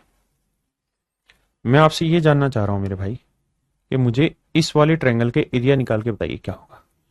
तो आप कहेंगे साहब बेस तो हो गया A और हाइट हो गई P2, तो इसका एरिया हो जाएगा हाफ इंटू बेस हो गया A, हाइट हो गई P2। ऐसे ही मेरे बच्चे इस वाले ट्रायंगल के एरिया, तो हाइट P1 होगी और बेस हो गया A, तो हाफ बेस हो गया A, हाइट हो गई P1, बेस हो गया A और हाइट हो गई मेरे बच्चे P3, तो इस ट्रायंगल के एरिया निकाल देंगे, तो हाफ इंटू बेस हो गया A और हाइट हो गई P3। आपने कहा ठीक है, ये हो गया ट्रायंगल के एरिया। क्यों? क्योंकि अगर आप ध्यान दें तो आपको पता चलेगा कि भाई मैंने ये वाली त्रिभुज का एरिया ले लिया इसका, मैंने इस वाले ट्रायंगल का एरिया ले लिया इसका, और मैंने इस वाले ट्रायंगल का एरिया ले लिया, तीनों ही त्रिभुजों का क्षेत्रफल ले चुका हूं, तो कहानी खत्म, पूरी त्रिभुज का एरिया आ गया। तो कॉमन ले लेंगे 1/2, ए कॉमन ले लेंगे और फिर अंदर बचा P1 plus P2 plus P3, और ये सारी कहानी बराबर होगी √3/4 A² के, क्योंकि इन तीनों त्रिभुजों का क्षेत्रफल का योग पूरी बड़ी त्रिभुज के क्षेत्रफल के बराबर होगा, पूरी बड़ी त्रिभुज का क्षेत्रफल है √3/4 A²। अब मेरे बच्चों काटपीट मचाओगे, 2 से 2 गया, A से A गया, तो P1 plus P2 plus P3, यानी किसी समबाहु त्रिभुज में किसी भी बिंदु से तीनों भुजाओं पर एल्टीट्यूड खींचोगे तो उनका जोड़ √3/2A होगा। और √3/2A क्या है? किसी इक्विलेटरल ट्रायंगल में खींची गई हाइट की लेंथ, अल्टीट्यूड की लेंथ।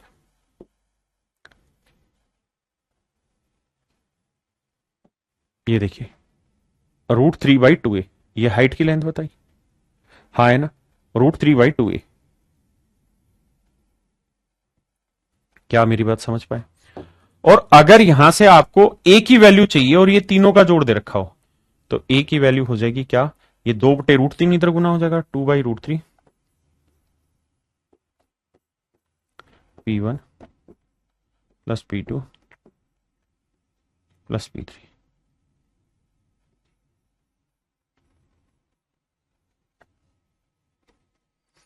ये मेरे प्यारे बच्चों मेरा राइट आंसर होगा, हाँ है ना। अब मेरे बच्चे इसी कॉन्सेप्ट को मैंने यहां एक्सप्लेन करके लिखा है। अब हम सवालों पर आते हैं और इस पे कुछ क्वेश्चंस की प्रैक्टिस करें। देखिए मेरे बच्चे,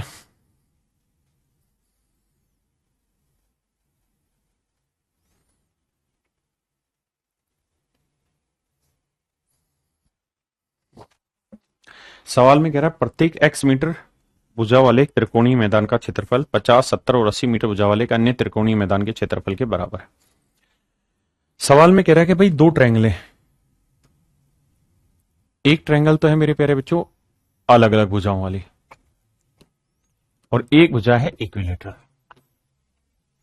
जो इक्विलेटरल है उसकी सारी साइडें एक्स एक्स हैं, जो अलग अलग भुजाओं वाली हैं उसकी साइडें 50, 70 और 80। तो सवाल में कह रहा है कि x का मान बताइए क्या होगा। देखिए यार, पहले ऐसे निकालेंगे, s होगा 8 7 15 5 20 200 बटे 2, ये आया मेरे प्यारे बच्चों 100। फिर एरिया निकालेंगे, s की वैल्यू है 100, 100 में 50 गया 50, 100 में 70 गया 30 और 100 में 80 गया 20। ये एरिया आया, बिल्कुल ठीक है मेरे प्यारे बच्चों। ये एरिया बेसिकली किसके बराबर होगा? ये होगा इस वाले ट्रायंगल के √3/4 ए स्क्वायर।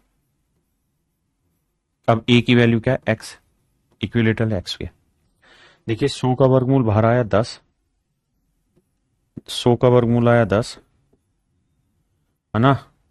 अब भैया कुछ बनेगा नहीं, 5 3 15, 15 दूनी 30, तो ये आया √30, 300। मैं गलत कर रहा था, देखो 2 जीरो का 1 जीरो आ गया, 2 जीरो का 1 जीरो आ गया, 5 3 15, 15 दूनी 30, 300 में से 2 जीरो का 10 आ गया, बचा √3। ये एरिया है। और यहां आया मेरे प्यारे बच्चों √3/4 एक्स स्क्वायर। √3 से √3 गया, 10 10 10 4000 आएगा, तो एक्स स्क्वायर की वैल्यू आई मेरे प्यारे बच्चों 4000। तो एक्स की वैल्यू आई √4000।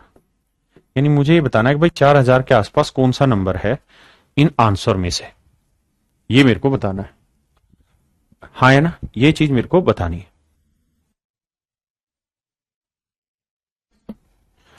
अब मेरे प्यारे बच्चों ध्यान से कैलकुलेशन को पकड़ते हैं।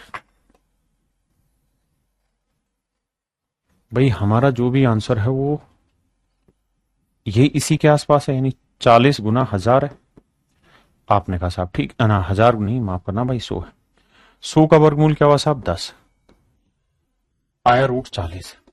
अब हम ये बात भी जानते हैं कि 6 से बड़ा है, 6 का वर्ग 36 और 7 का वर्ग 49, यानी इसका उत्तर 6 और 7 के बीच में आएगा, यानी इसका आंसर 6 पॉइंट समथिंग समथिंग आएगा।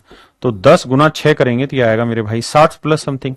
लेकिन 60 प्लस समथिंग में तो सारे ही आंसर है, 60 प्लस समथिंग में मेरे प्यारे बच्चों सारे ही आंसर आने लग रहे हैं। तो हमें क्या ढूंढना होगा? अप्रोक्सीमेट वैल्यू ढूंढनी होगी 40 की। हमें अप्रोक्सीमेट वैल्यू ढूंढनी होगी 40 की। या दूसरा तरीका आप करिए यहां पे, क्या देखिए, या तो आंसर 61 होगा, 61 और 62 के बीच में, या 62 63 के बीच में, 63 64 के बीच में, या 66 और 67 के बीच में। तो हमें ये देखना है कौन सी वैल्यू होगी। मैं आपसे ये जानना चाह रहा हूं यार, 62 का वर्ग निकाल के बताओ क्या होगा। तो आप कहेंगे बड़ा आसान है सर, 2 का वर्ग आया 4, 2 अंक 4 लिख दिया। फिर 6 दूनी 12, 12 दूनी 24, 4 हासिल 1 आया, नहीं 6 दूनी 12 दूनी 24, 2 आया। 6 का वर्ग 36, 36 और 2 38, यानी 62 का वर्ग आता है 3844। अब 63 का वर्ग निकाल लेते हैं। 3 का वर्ग 9, 6 3 18, 18 दूनी 36 का 6 हासिल 3, 6 का वर्ग 36, 36 और 3 39। अब मेरे प्यारे बच्चों आप समझ गए कि मेरा उत्तर 3969 है, जो कि 4000 के नजदीक है, यानी मेरा आंसर 63 पॉइंट समथिंग आएगा। और 63 पॉइंट समथिंग में केवल और केवल एक ही ऑप्शन है, दैट इज बी। तो बी ऑप्शन मेरे प्यारे बच्चों राइट आंसर होगा।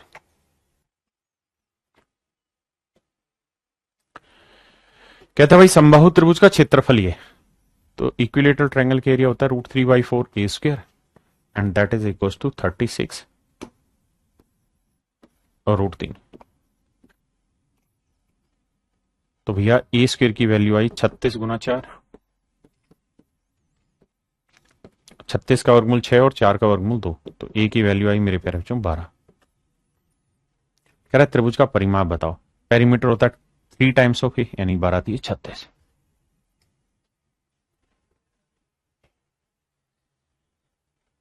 ये मेरे बच्चे सिंपल है, कर लेंगे। एरिया दे रखा है इक्विलेटरल ट्रायंगल का, साइड की लेंथ पूछिए। कहता है हाइट बताइए। इक्विलेटरल ट्रायंगल की हाइट होती है भाई √3/2a और ए की लेंथ है 8, 2 से काटेंगे 4, तो आंसर आया 4√3। कहता है भैया हाइट अगर 10√3 है तो मेरे प्यारे बच्चों हाइट है √3/2a। यह हाइट होती है इक्विलेटरल ट्रायंगल की, ये दे रखी 10√3, तो ए की वैल्यू क्या आ गई मेरे प्यारे बच्चों 20। अब कहता है भाई एरिया बताइए, तो एरिया होगा √3/4 ए स्क्वायर, बिल्कुल ठीक है। ए यानी 20, 20 का वर्ग 400, तो 100√3 मेरा आंसर आएगा। छोटे छोटे सवाल है, सिंपल सिंपल फार्मूला अप्लाई करना और कुछ नहीं।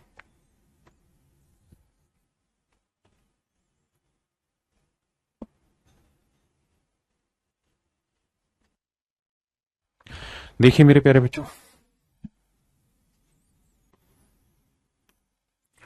सवाल में कह रहा है कि भाई ये कोई इक्विलेटरल ट्रायंगल है, हमने क्या किया कि इसके अंदर एक सर्कल बना दिया। तो बाबू ये बताओ कि इन सर्कल की रेडियस का क्या सूत्र लिखा है मैंने, तो आप कहेंगे सर a/2√3। तो a की वैल्यू है 24/2√3, 2 से काटा 12, तो 12/√3। तो इन सर्कल की रेडियस आ गई 12/√3, 12/√3 मतलब 12/√3। अब मेरे प्यारे बच्चों, हमें बनाना है इसके अंदर एक वर्ग, हमें बनाना है इसके अंदर एक वर्ग, लेकिन वर्ग की कहानी अभी मैंने समझाई नहीं है, तो इस सवाल को मैं भाई यहीं तक छोड़ रहा हूं। वर्ग अभी जब मैं सिखाऊंगा तब आपको बताऊंगा कि अगर इसकी रेडियस 12√3 है, इसकी रेडियस 12√3 है, तो इसकी साइड की लेंथ और इसके डायमीटर में क्या रिलेशन होता है। तो ये मैं आने वाले अगले सवालों में समझा दूंगा आपको, ठीक है। या अभी समझना चाहते हैं तो ये ध्यान रखिए कि भैया अगर इसकी वर्ग की भुजा मान लीजिए x है, वर्ग की भुजा x है, तो वर्ग का जो डायमीटर होता है यानी वर्ग का जो विकर्ण होता है वो होता है √2x, और यही बेसिकली सर्कल का डायमीटर बनता है। इस कहानी को डिटेल में समझाऊंगा। तो √2x आपका डायमीटर होगा और रेडियस इतनी, तो डायमीटर क्या होगा इसका डबल, तो 12 × 2/√3। हाँ है ना।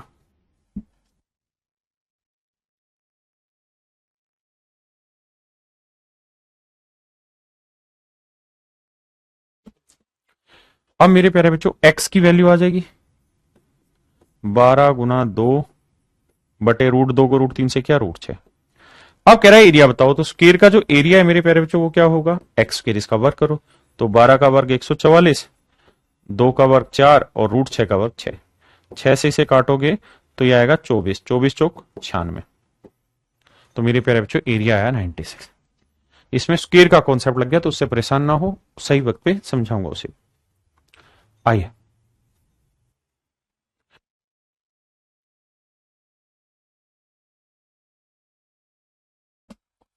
देखिए यार, सवाल में कह रहा है 12 स्टिक्स हैं, 12 स्टिक्स हैं और हर एक की लंबाई एक एक यूनिट है। कहता है इनको मिला के हमने एक इक्विलेटरल ट्रायंगल बनाया। तो बेटे अगर हमने 12 स्टिक को मिला के इक्विलेटरल ट्रायंगल बनाया, तो बनाने के लिए 3 भुजाएं चाहिए होती हैं, 1 2 3। तो 12 को 3 से भाग दोगे तो आएगा कितना, 4।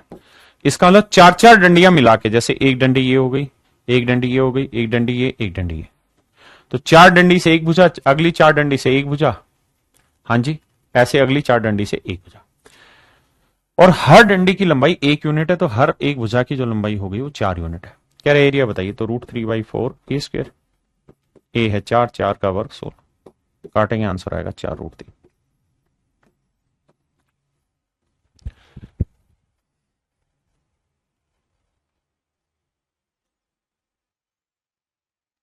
देखिए मेरे बच्चे, सवाल में कह रहा है कि कोई इक्विलेटरल ट्रायंगल है, उसकी हाइट है √3/2 और वो मेरे प्यारे बच्चों दे रखा है मेरे को 3.46।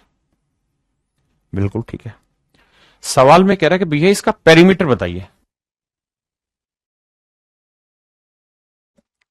देखिए मेरे बच्चे, √3 का मान होता है डेसिमल में 1.73/2 गुना a बराबर 3.46।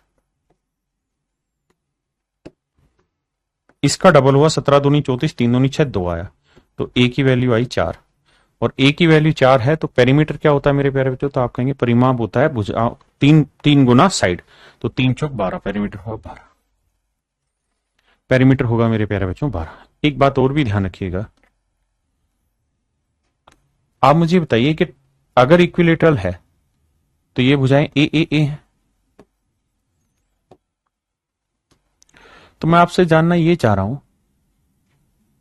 कि यार इसकी हाइट बड़ी होगी या भुजा की लंबाई बड़ी होगी, तो आप कहेंगे सर हर हाल में साइड की लेंथ बड़ी होगी, यानी ए जो है ना वो हर हाल में इसकी हाइट से तो बड़ा ही होगा।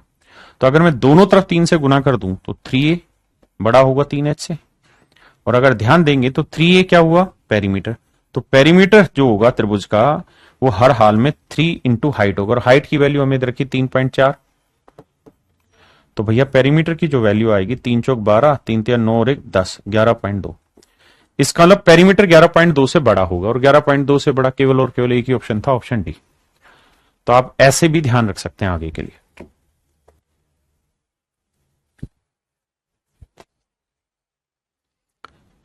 कहता है तीनों भुजाओं का योगफल 15√3 है, यानी पेरीमीटर दे रखा है 15√3। तो भैया तीन भुजाओं का जोड़ इतना है, तो एक भुजा की वैल्यू आ गई 5√3। हाइट क्या होती है ट्रायंगल की, √3/2a, और a की वैल्यू मेरे प्यारे जो 5√3। और √3 को √3 से क्या 3, 3 को 5 से क्या 15, 15/2।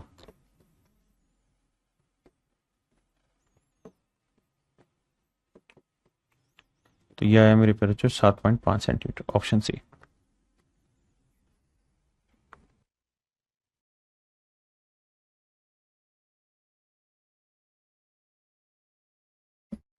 देखिए मेरे भाई, the area of an equilateral triangle is this, its perimeter is, कहता है एरिया दे रखा है।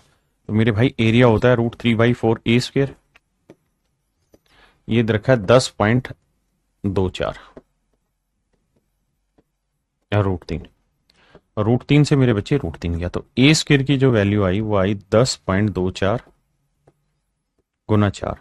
थोड़ी देर के लिए क्या करो, इस 1024 को ना बटे 100 ही लिख लो और गुना 4 लिख लो। आपने कहा साहब बिल्कुल ठीक है, मान ली बात।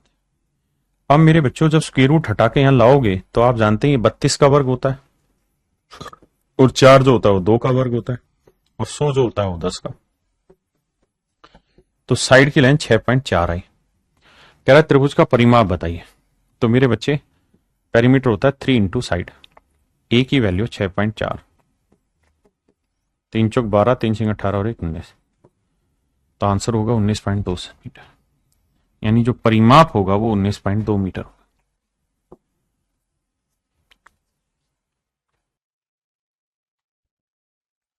देखिए मेरे बच्चे, सवाल में कह रहा है the perimeter of an equilateral triangle is 75 centimetre, find its area. कहते हैं एक समबाहु त्रिभुज का परिमाप 75 सेंटीमीटर है, इसका क्षेत्रफल ज्ञात करिए। देखिए पेरीमीटर 75 है, तो भैया 3 से भाग देंगे तो साइड की लेंथ निकल के आई 25। कहते हैं एरिया बताइए, तो √3/4 a² 25 का वर्ग 625। तो आंसर आया 625 √3/4, ऑप्शन बी।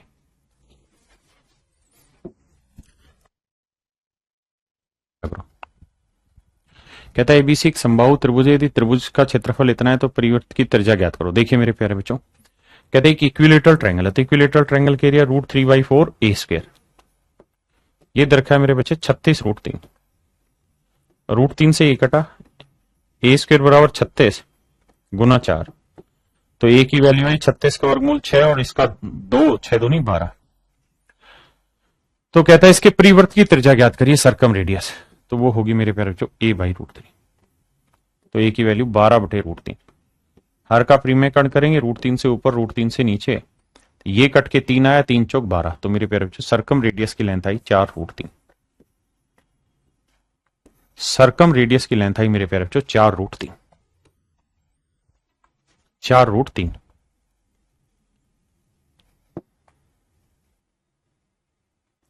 कहता है कि इक्विलेटरल ट्रायंगल है, तो इसके इन सर्कल और सरकम सर्कल की रेडियस का रेशियो ज्ञात करिए। आंख बंद करके 1:2, क्योंकि इन सर्कल की रेडियस 1 तो सरकम सर्कल की रेडियस तो डबल होती है। और अगर इनके एरिया का रेशियो पूछे, ये तो है रेडियस का रेशियो, अगर इनके एरिया का रेशियो पूछे तो मेरे बच्चे, तो 1 का वर्ग 1, 2 का वर्ग 4।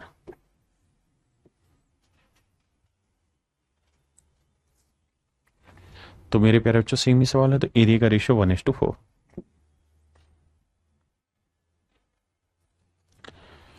सवाल में कह रहा है कि इक्विलेटरल ट्रायंगल की साइड और इन सर्कल की रेडियस का रेशियो बताओ। तो मैंने आपको बताया कि बेटे अगर इक्विलेटरल ट्रायंगल है तो इन सर्कल की रेडियस अगर 1 है तो सरकम सर्कल की रेडियस मेरे भाई 2 हो जाएगी, और इक्विलेटरल ट्रायंगल की साइड 2√3।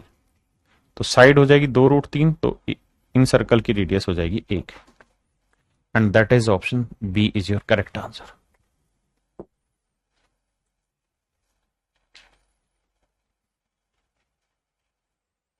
कहता है एबीसी एक समबाहु त्रिभुज है, समबाहु त्रिभुज की भुजा और परिवर्त की त्रिज्या का अनुपात ज्ञात करिए। तो भैया समबाहु त्रिभुज की भुजा 2√3 होगी, तो सरकम सर्कल की रेडियस होगी 2। अभी बताया कि भैया इक्विलेटरल ट्रायंगल में सरकम मतलब इन सर्कल रेडियस 1, तो सरकम सर्कल की रेडियस 2, तो इक्विलेटरल ट्रायंगल की साइड 2√3 होगी। उसने कहा साइड और सरकम सर्कल की रेडियस, तो आंसर मतलब काट पीट करोगे तो रेशियो आएगा √3:1। ऑप्शन डी मेरे बच्चे करेक्ट आंसर।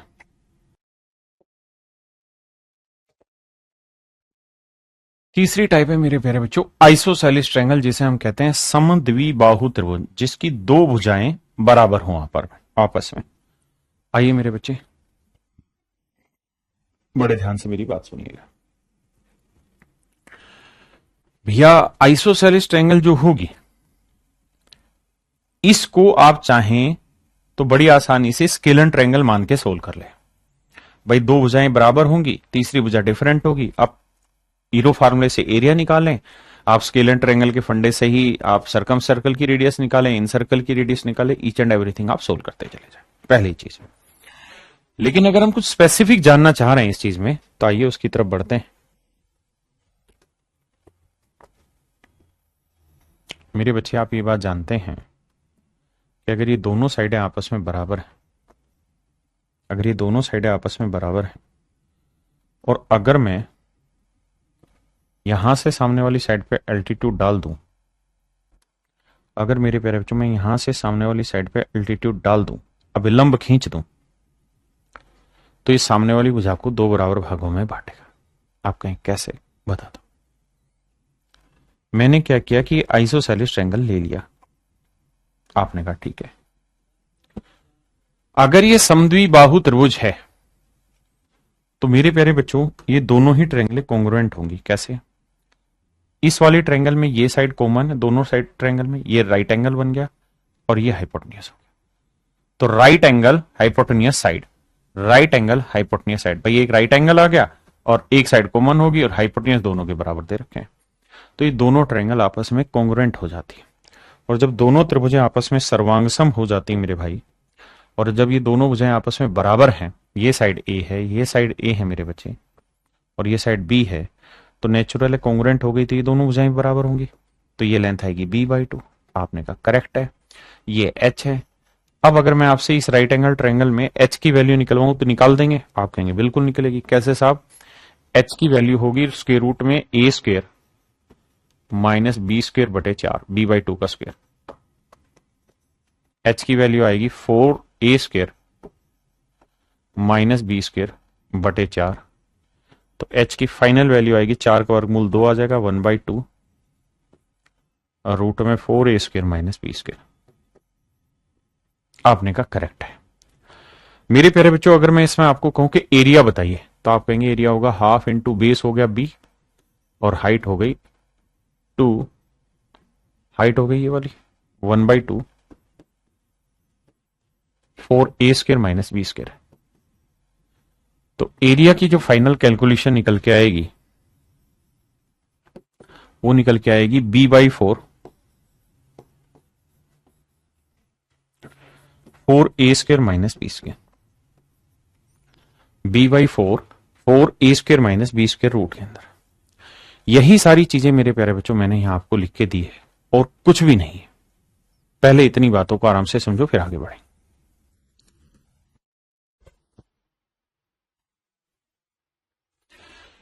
देखिए परिमाप क्या होगा, a जमा b यानी 2a प्लस b। एरिया निकालना है तो एरिया का सूत्र होगा b/4 रूट के अंदर 4a square minus b square, या फिर अगर ये वाला कोण हमें थीटा दे रखा है तो हाफ इंटू अगल बगल की साइड इंटू में साइन थीटा, तो ये साइन थीटा आ जाएगा। ठीक है जी। हाइट पूछे तो हाइट आएगी रूट के अंदर 4a square minus b square upon 2। अगर मेरे बच्चे सरकम सर्कल की रेडियस इसमें पूछेगा तो सरकम सर्कल की रेडियस आएगी ये वाली, और इन सर्कल की रेडियस मतलब और बेस की अगर बी की लेंथ सर्कम से रेडियस के रेफरेंस में पूछेगा तो ये वाली। बाकी इनकी जरूरत नहीं है, मुझे जो लगता है वो बस इतना है कि आप ये चीज जान लें तो ये मोर देन एनफ है कि भैया इक्वल साइड ए है और नॉन इक्वल साइड बी है, तो एरिया का फंडा ये हुआ, हाइट की वैल्यू ये हुई। हाँ जी,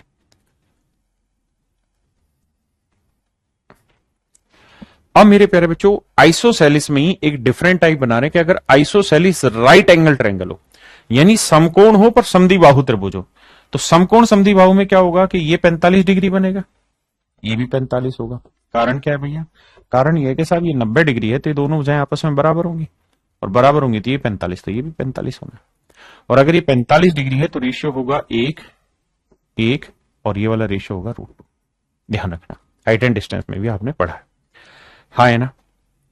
अगर आपने एरिया निकालना है, यहां तक कि मेरी बात समझ में आई कि ऐसा क्यों हो रहा है, क्योंकि 45 डिग्री की वजह से ऐसा होने लग रहा है।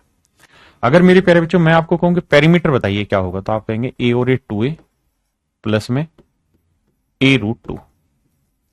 पूरे में से अगर √2a कॉमन ले लू मेरे बच्चे में यहां से, तो यहां से a कॉमन गया, √2 गया, तो बचा √2 और यहां बचा 1।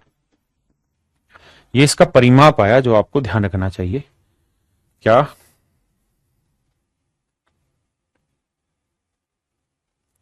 कि भाई इसका जो पेरीमीटर है ये रहा, वो आया a इंटू में 2 प्लस √2 भी लिख सकते हैं, या √2a इंटू में √2 प्लस 1 भी लिख सकते हैं। ये इसका पेरीमीटर हुआ। ये मेरे प्यारे बच्चों इसका पेरीमीटर हुआ, परिमाप हुआ। और अगर मुझे इसका एरिया निकालना है,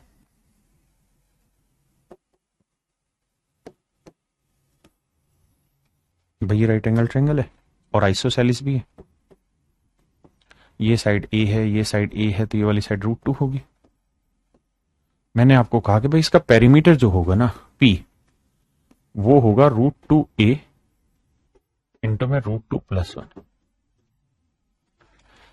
अगर मेरे प्यारे बच्चों मैं आपको ये कहूं कि भाई इसका एरिया निकालिए, तो एरिया क्या होगा, तो आप कहेंगे half into base into height, तो a इंटू ए, तो ये हो जाएगा हाफ इंटू ए स्क्वायर।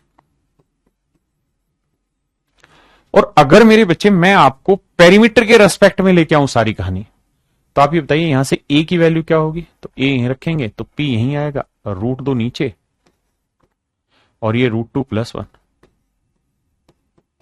नीचे। या आप चाहें तो इसको सीधा भी लिख सकते हैं कि सिर्फ a ही कॉमन ले लें, तो यहां बचेगा 2 जमा √2। तो यहां से a की वैल्यू जो आएगी वो आएगी p अपॉन 2 प्लस √2। आपने कहा जी ठीक है। अब मेरे बच्चे आप चाहो यहां पे तो a स्क्वायर निकाल सकते हैं, क्योंकि मुझे एरिया में a स्क्वायर चाहिए, तो a स्क्वायर क्या होगा, p स्क्वायर आएगा। और इसका 2 जमा √2 का वर्ग करोगे तो देखो a प्लस बी का होल स्क्वायर, a स्क्वायर 4 आया, प्लस b स्क्वायर 2 आया, प्लस 2a भी आया, 2 दूनी 4 √2 आया, तो 4 और 2 6 जमा 4 √2 आया। हाँ जी, आप ये भी ना करें तो आप एक काम यहां पे ये भी कर सकते हैं कि इसका हर का परिमेयकरण भी यहां कर सकते हैं और फिर स्क्वायर, या अब इसका हर का परिमेयकरण करते हैं 6 - 4 √2 से ऊपर और 6 - 4 √2 से नीचे। तो मेरे प्यारे बच्चों a स्क्वायर की जो वैल्यू आएगी वो ऊपर आएगी p स्क्वायर इंटू 6 - 4 √2, और नीचे जो वैल्यू आएगी ना वो a plus B into A minus B आएगी। क्या हुआ जी, a plus B into A minus B क्या होता है, a स्क्वायर 6 का वर्ग 36 माइनस बी स्क्वायर 4 √2 को 4 का वर्ग 16 दूनी 32, 36 में 32 क्या मेरे प्यारे बच्चों 4। और बताओ जी कोई नई चीज। सर अगर हम चाहें तो ऊपर नीचे 2 कॉमन ले लेते हैं, अगर 2 तिया 6, 2 दूनी 4 और 2 दूनी 4, तो आंसर आ जाएगा p स्क्वायर इंटू में 3 - 2 √2 अपॉन 2। और अगर इसको मैं यहां फिट कर दूं 1/2 e स्क्वायर को, तो e स्क्वायर की वैल्यू p स्क्वायर इंटू में 3 - 2 √2 अपॉन 2। तो सोल्व करोगे तो फाइनल जो आपका एरिया आएगा वो आएगा p स्क्वायर इंटू में 3 - 2 √2 अपॉन में 4। अब मैं फिर से अपनी बात को दोहराता हूं, क्या कि अगर कोई आइसोसेलिस ट्रायंगल दे रखी है और उसकी जो इक्वल साइड की लेंथ है वो a है, तो मेरे प्यारे बच्चों इसका जो पेरीमीटर होगा वो हो जाएगा ए इंटू में 2 + √2। और कई बार सवाल में क्या होता है कि पेरीमीटर आपको दिए रहता है और एरिया पूछता है। आइसोसेलिस राइट एंगल ट्रायंगल में परिमाप देके एरिया पूछेगा, तो एरिया एक तो इस तरीके से निकाल सकते हैं, हाफ ए स्क्वायर। दूसरा एरिया का फंडा होगा क्या, ये वाला, कि पेरीमीटर का वर्क करो इंटू 3 - 2√2 करो और बटे 4 करो। तो ये भी मेरे प्यारे बच्चों इसका एक ट्रिक होगा। अब सवालों पर आते हैं।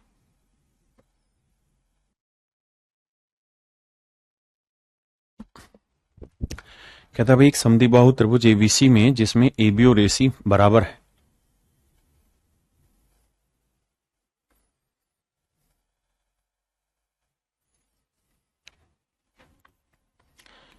कहता भैया ये एक आइसोसेलिस ट्रायंगल है एबीसी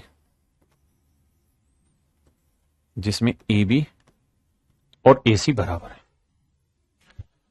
एडी बीसी पर लंब है।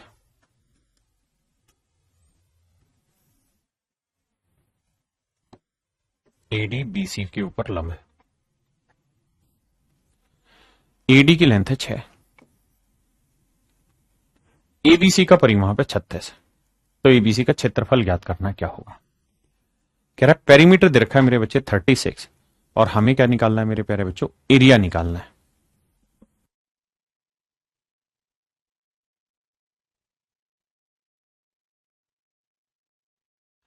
अब देखिए मेरे बच्चे, मैं क्या करता हूं, इस भुजा को ए मान ले रहा हूं, इस भुजा को भी ए मान ले रहा हूं, इस भुजा को मैं बी मान ले रहा हूं। तो मेरे प्यारे बच्चों आप ये जानते हैं कि a जमा ए 2a जमा बी ये बराबर है 36 के, क्योंकि त्रिभुज का परिमाप 36 दिया हुआ है। तो यहां से b की वैल्यू निकालूंगा तो आएगा 36 - 2a, और अगर मैं यहां से b का आधे की वैल्यू निकालूं तो दोनों तरफ 2 से भाग दोगे, तो आप कहोगे साहब ये आएगी 18 - a। मैं कहूंगा हाँ।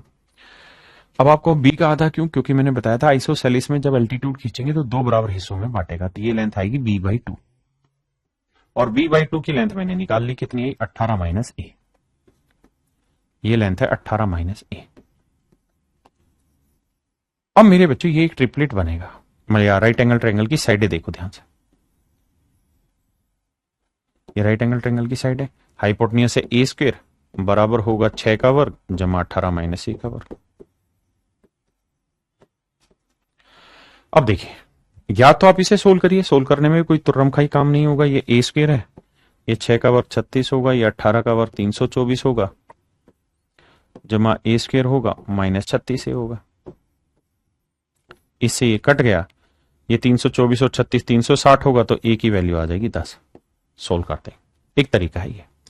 दूसरा तरीका ये है कि आप थोड़ा सा अगर हिट एंड ट्रायल का काम करें इसमें, तो आप एक चीज तो नोट करेंगे कि ट्रिपलेट होता है 6 8 10।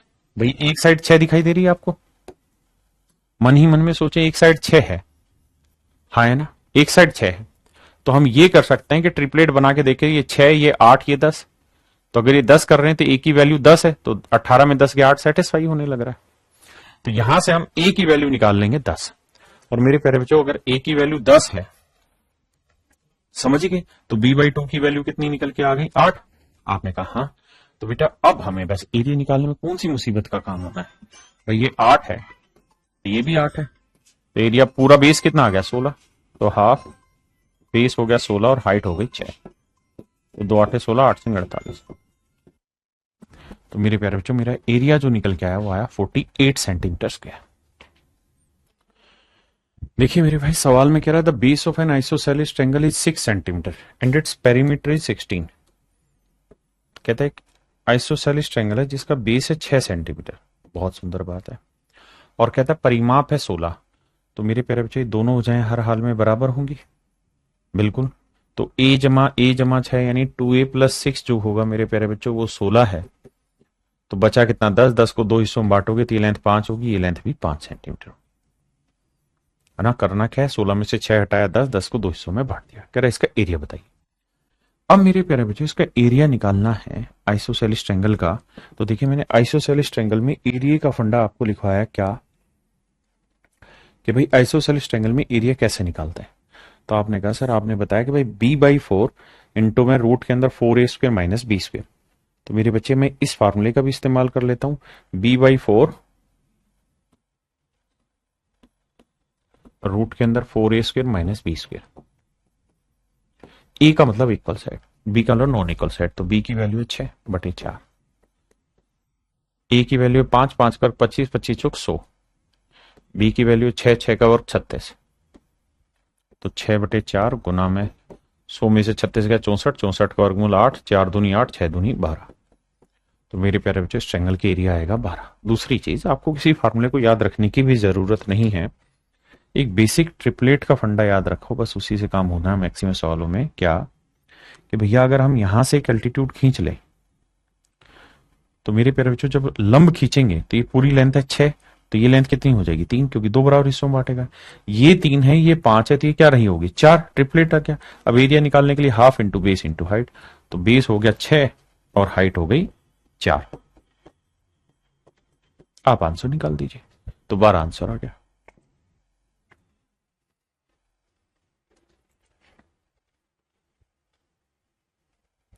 सवाल में कह रहे समद्विबाहु त्रिभुज का परिमाप है 3.6 मीटर, यानी 360 सेंटीमीटर। पेरीमीटर है भैया 360 सेंटीमीटर। बहुत बढ़िया जी। कहते हैं इसका जो बेस है, इसका आधार प्रत्येक समान भुजाओं से 30 सेंटीमीटर छोटा है, and it's base is 30 centimetre shorter than each of the equal side. तो मान लीजिए इक्वल साइड एक्स है, ये भी एक्स है, तो ये मेरे प्यारे बच्चों एक्स माइनस 30 होगा। आपने कहा ओके, तो तीनों को जोड़ लेते हैं भाई। तो जोड़ेंगे मेरे प्यारे बच्चों तीनों को, तो x x x 3x minus 30 बना पेरीमीटर। आपने कहा ओके, और परिमाप दे रखा है 360, तो 3x आया मेरे प्यारे बच्चों 330 ना 390 आया, गलत बोल गया मैं, 390, क्योंकि 30 उधर जाके जुड़ेगा। तो x की वैल्यू आई 130, 13 3 39, 130। यानी मेरे प्यारे बच्चों ये वाली जो लेंथ है ये 130 है, ये लेंथ भी 130 है, और ये 130 में से 30 घटाएंगे 100 है। आपने कहा ओके, रिपोर्ट है सर यहां तक। अब मेरे बच्चे मुझे इसका चाहिए एरिया। मुझे क्या चाहिए? एरिया। तब एक बात बताना, अगर आपको इसका एरिया चाहिए, इसका एरिया चाहिए, थोड़ा थोड़ा दिमाग दौड़ाओ कि ये 100 है, ये 130 और ये दोनों भुजाएं बराबर है, तो यहां से एल्टीट्यूड डालेंगे तो 2 इक्वल पार्ट्स में बांटेगा, तो ये लेंथ कितनी है 50। अब ये 50 है, ये 130 है, तो ये कितना होगा? तो आप कहेंगे सर 5 12 13 ट्रिपलेट सुना है ना, तो ये 5 का 10 गुना, ये 13 का 10 गुना, तो ये 12 का 10 गुना कितना होगा 120। तो एरिया आ जाएगा half into base into height, तो हाफ 20 हो गया 100 और हाइट हो गई 120। 2 से काटेंगे 60 आएगा, तो आंसर आएगा 6000। पहले इतनी बात पकड़िए फिर आगे, पहले इतनी बात समझिए फिर आगे करेंगे। आपने कहा जी ओके, रिपोर्ट है। अब कह रहा है त्रिभुज का क्षेत्रफल बताना है, लेकिन आपने किस में बताना है मेरे बच्चे? मीटर में। तो मेरे प्यारे बच्चों कहानी यह है कि 1 मीटर जो होता है वो 100 सेंटीमीटर होता है, तो 1 वर्ग मीटर क्या होगा? तो इसका भी वर्ग करोगे तो 10,000 वर्ग सेंटीमीटर। हाँ जी, तो ये एरिया है किस में? सेंटीमीटर में, तो 10,000 से भाग देना पड़ेगा।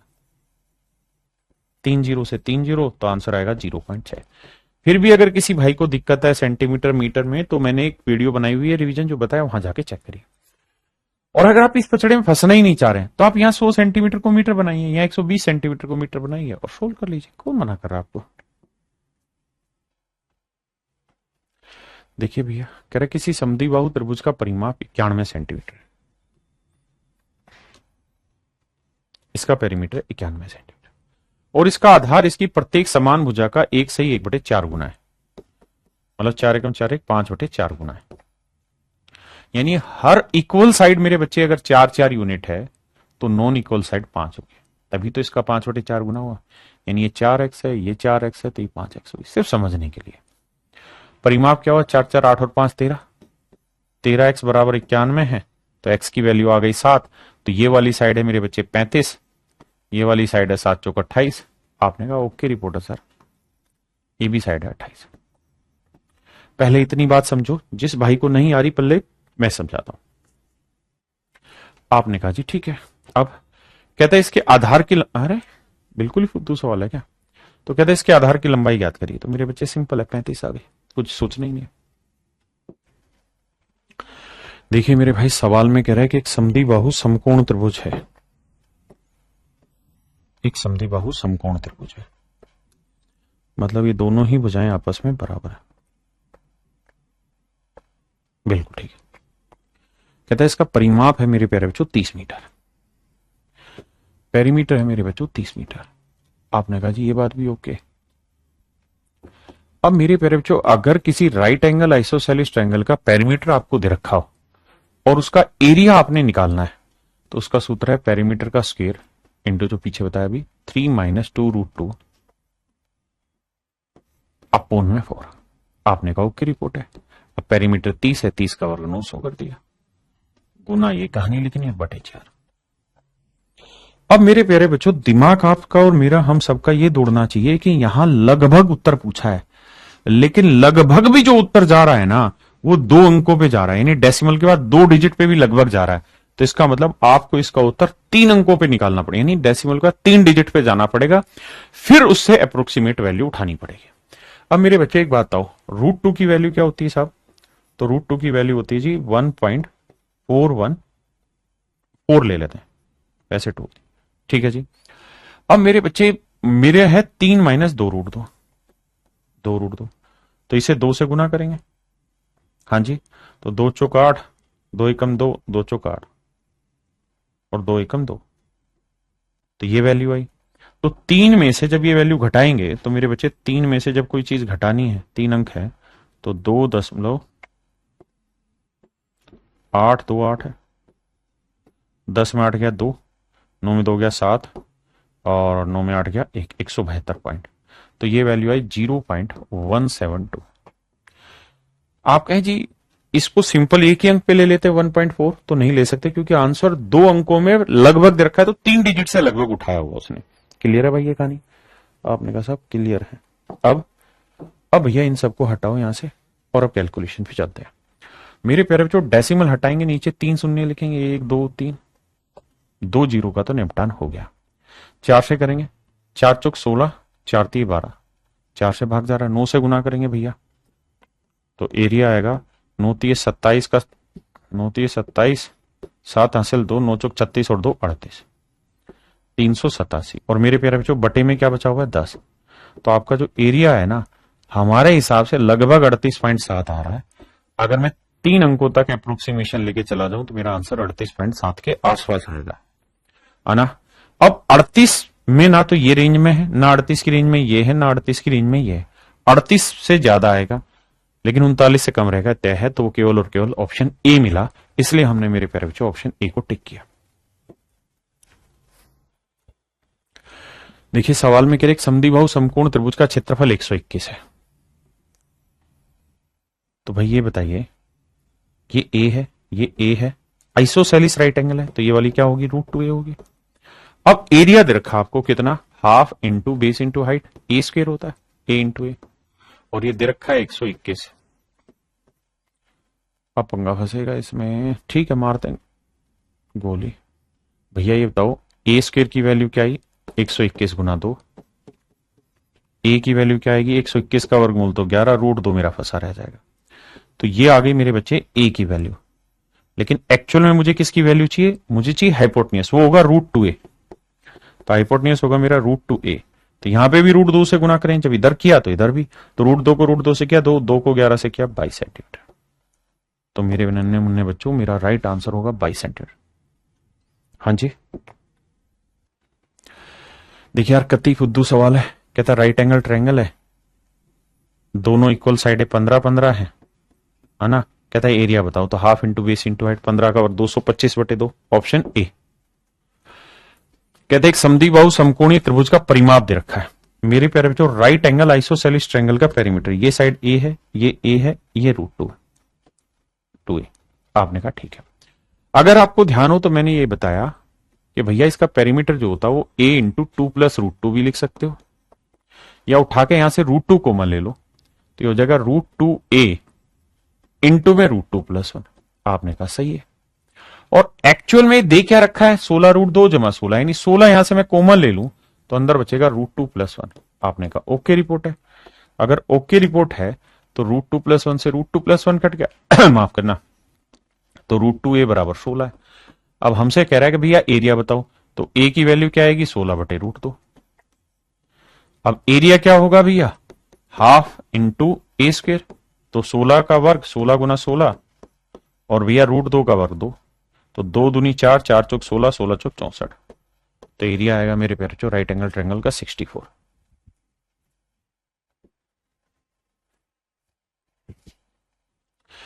कह रहा भी एक राइट एंगल आइसोसेलेस ट्रायंगल है, इसका एरिया आपको दे रखा है 100, तो पेरीमीटर बताना। अबे हद है यार। देखिए मेरे बच्चे, पेरीमीटर √2+1 की फॉर्म में है ना, हाँ तो पेरीमीटर हो जाएगा a √2a इंटू में √2+1। आपने कहा ओके। एरिया होता है half A square, that is equals to 100।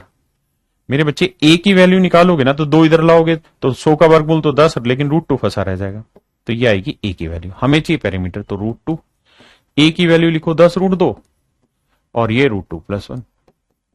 अब मेरे बच्चे √2 को √2 से किया 2, 2 को 10 से गुना किया 20, और यह आया मेरे प्यारे बच्चों √2+1। This is your answer, 20 into √2+1। Option B मेरा correct answer, absolute correct answer. चलिए मेरे प्यारे बच्चों, आज के लिए हम इतना ही रखते हैं। अब आपका राइट एंगल ट्रायंगल तक का मैंने पूरा कॉन्सेप्ट आपको क्लियर, मतलब आइसोसेलेस ट्रायंगल तक का पूरा कॉन्सेप्ट क्लियर करा दिया है। अगली क्लास में मिलते हैं, आज के लिए इतना ही है। Thank you very much, have a nice day to everyone. धन्यवाद।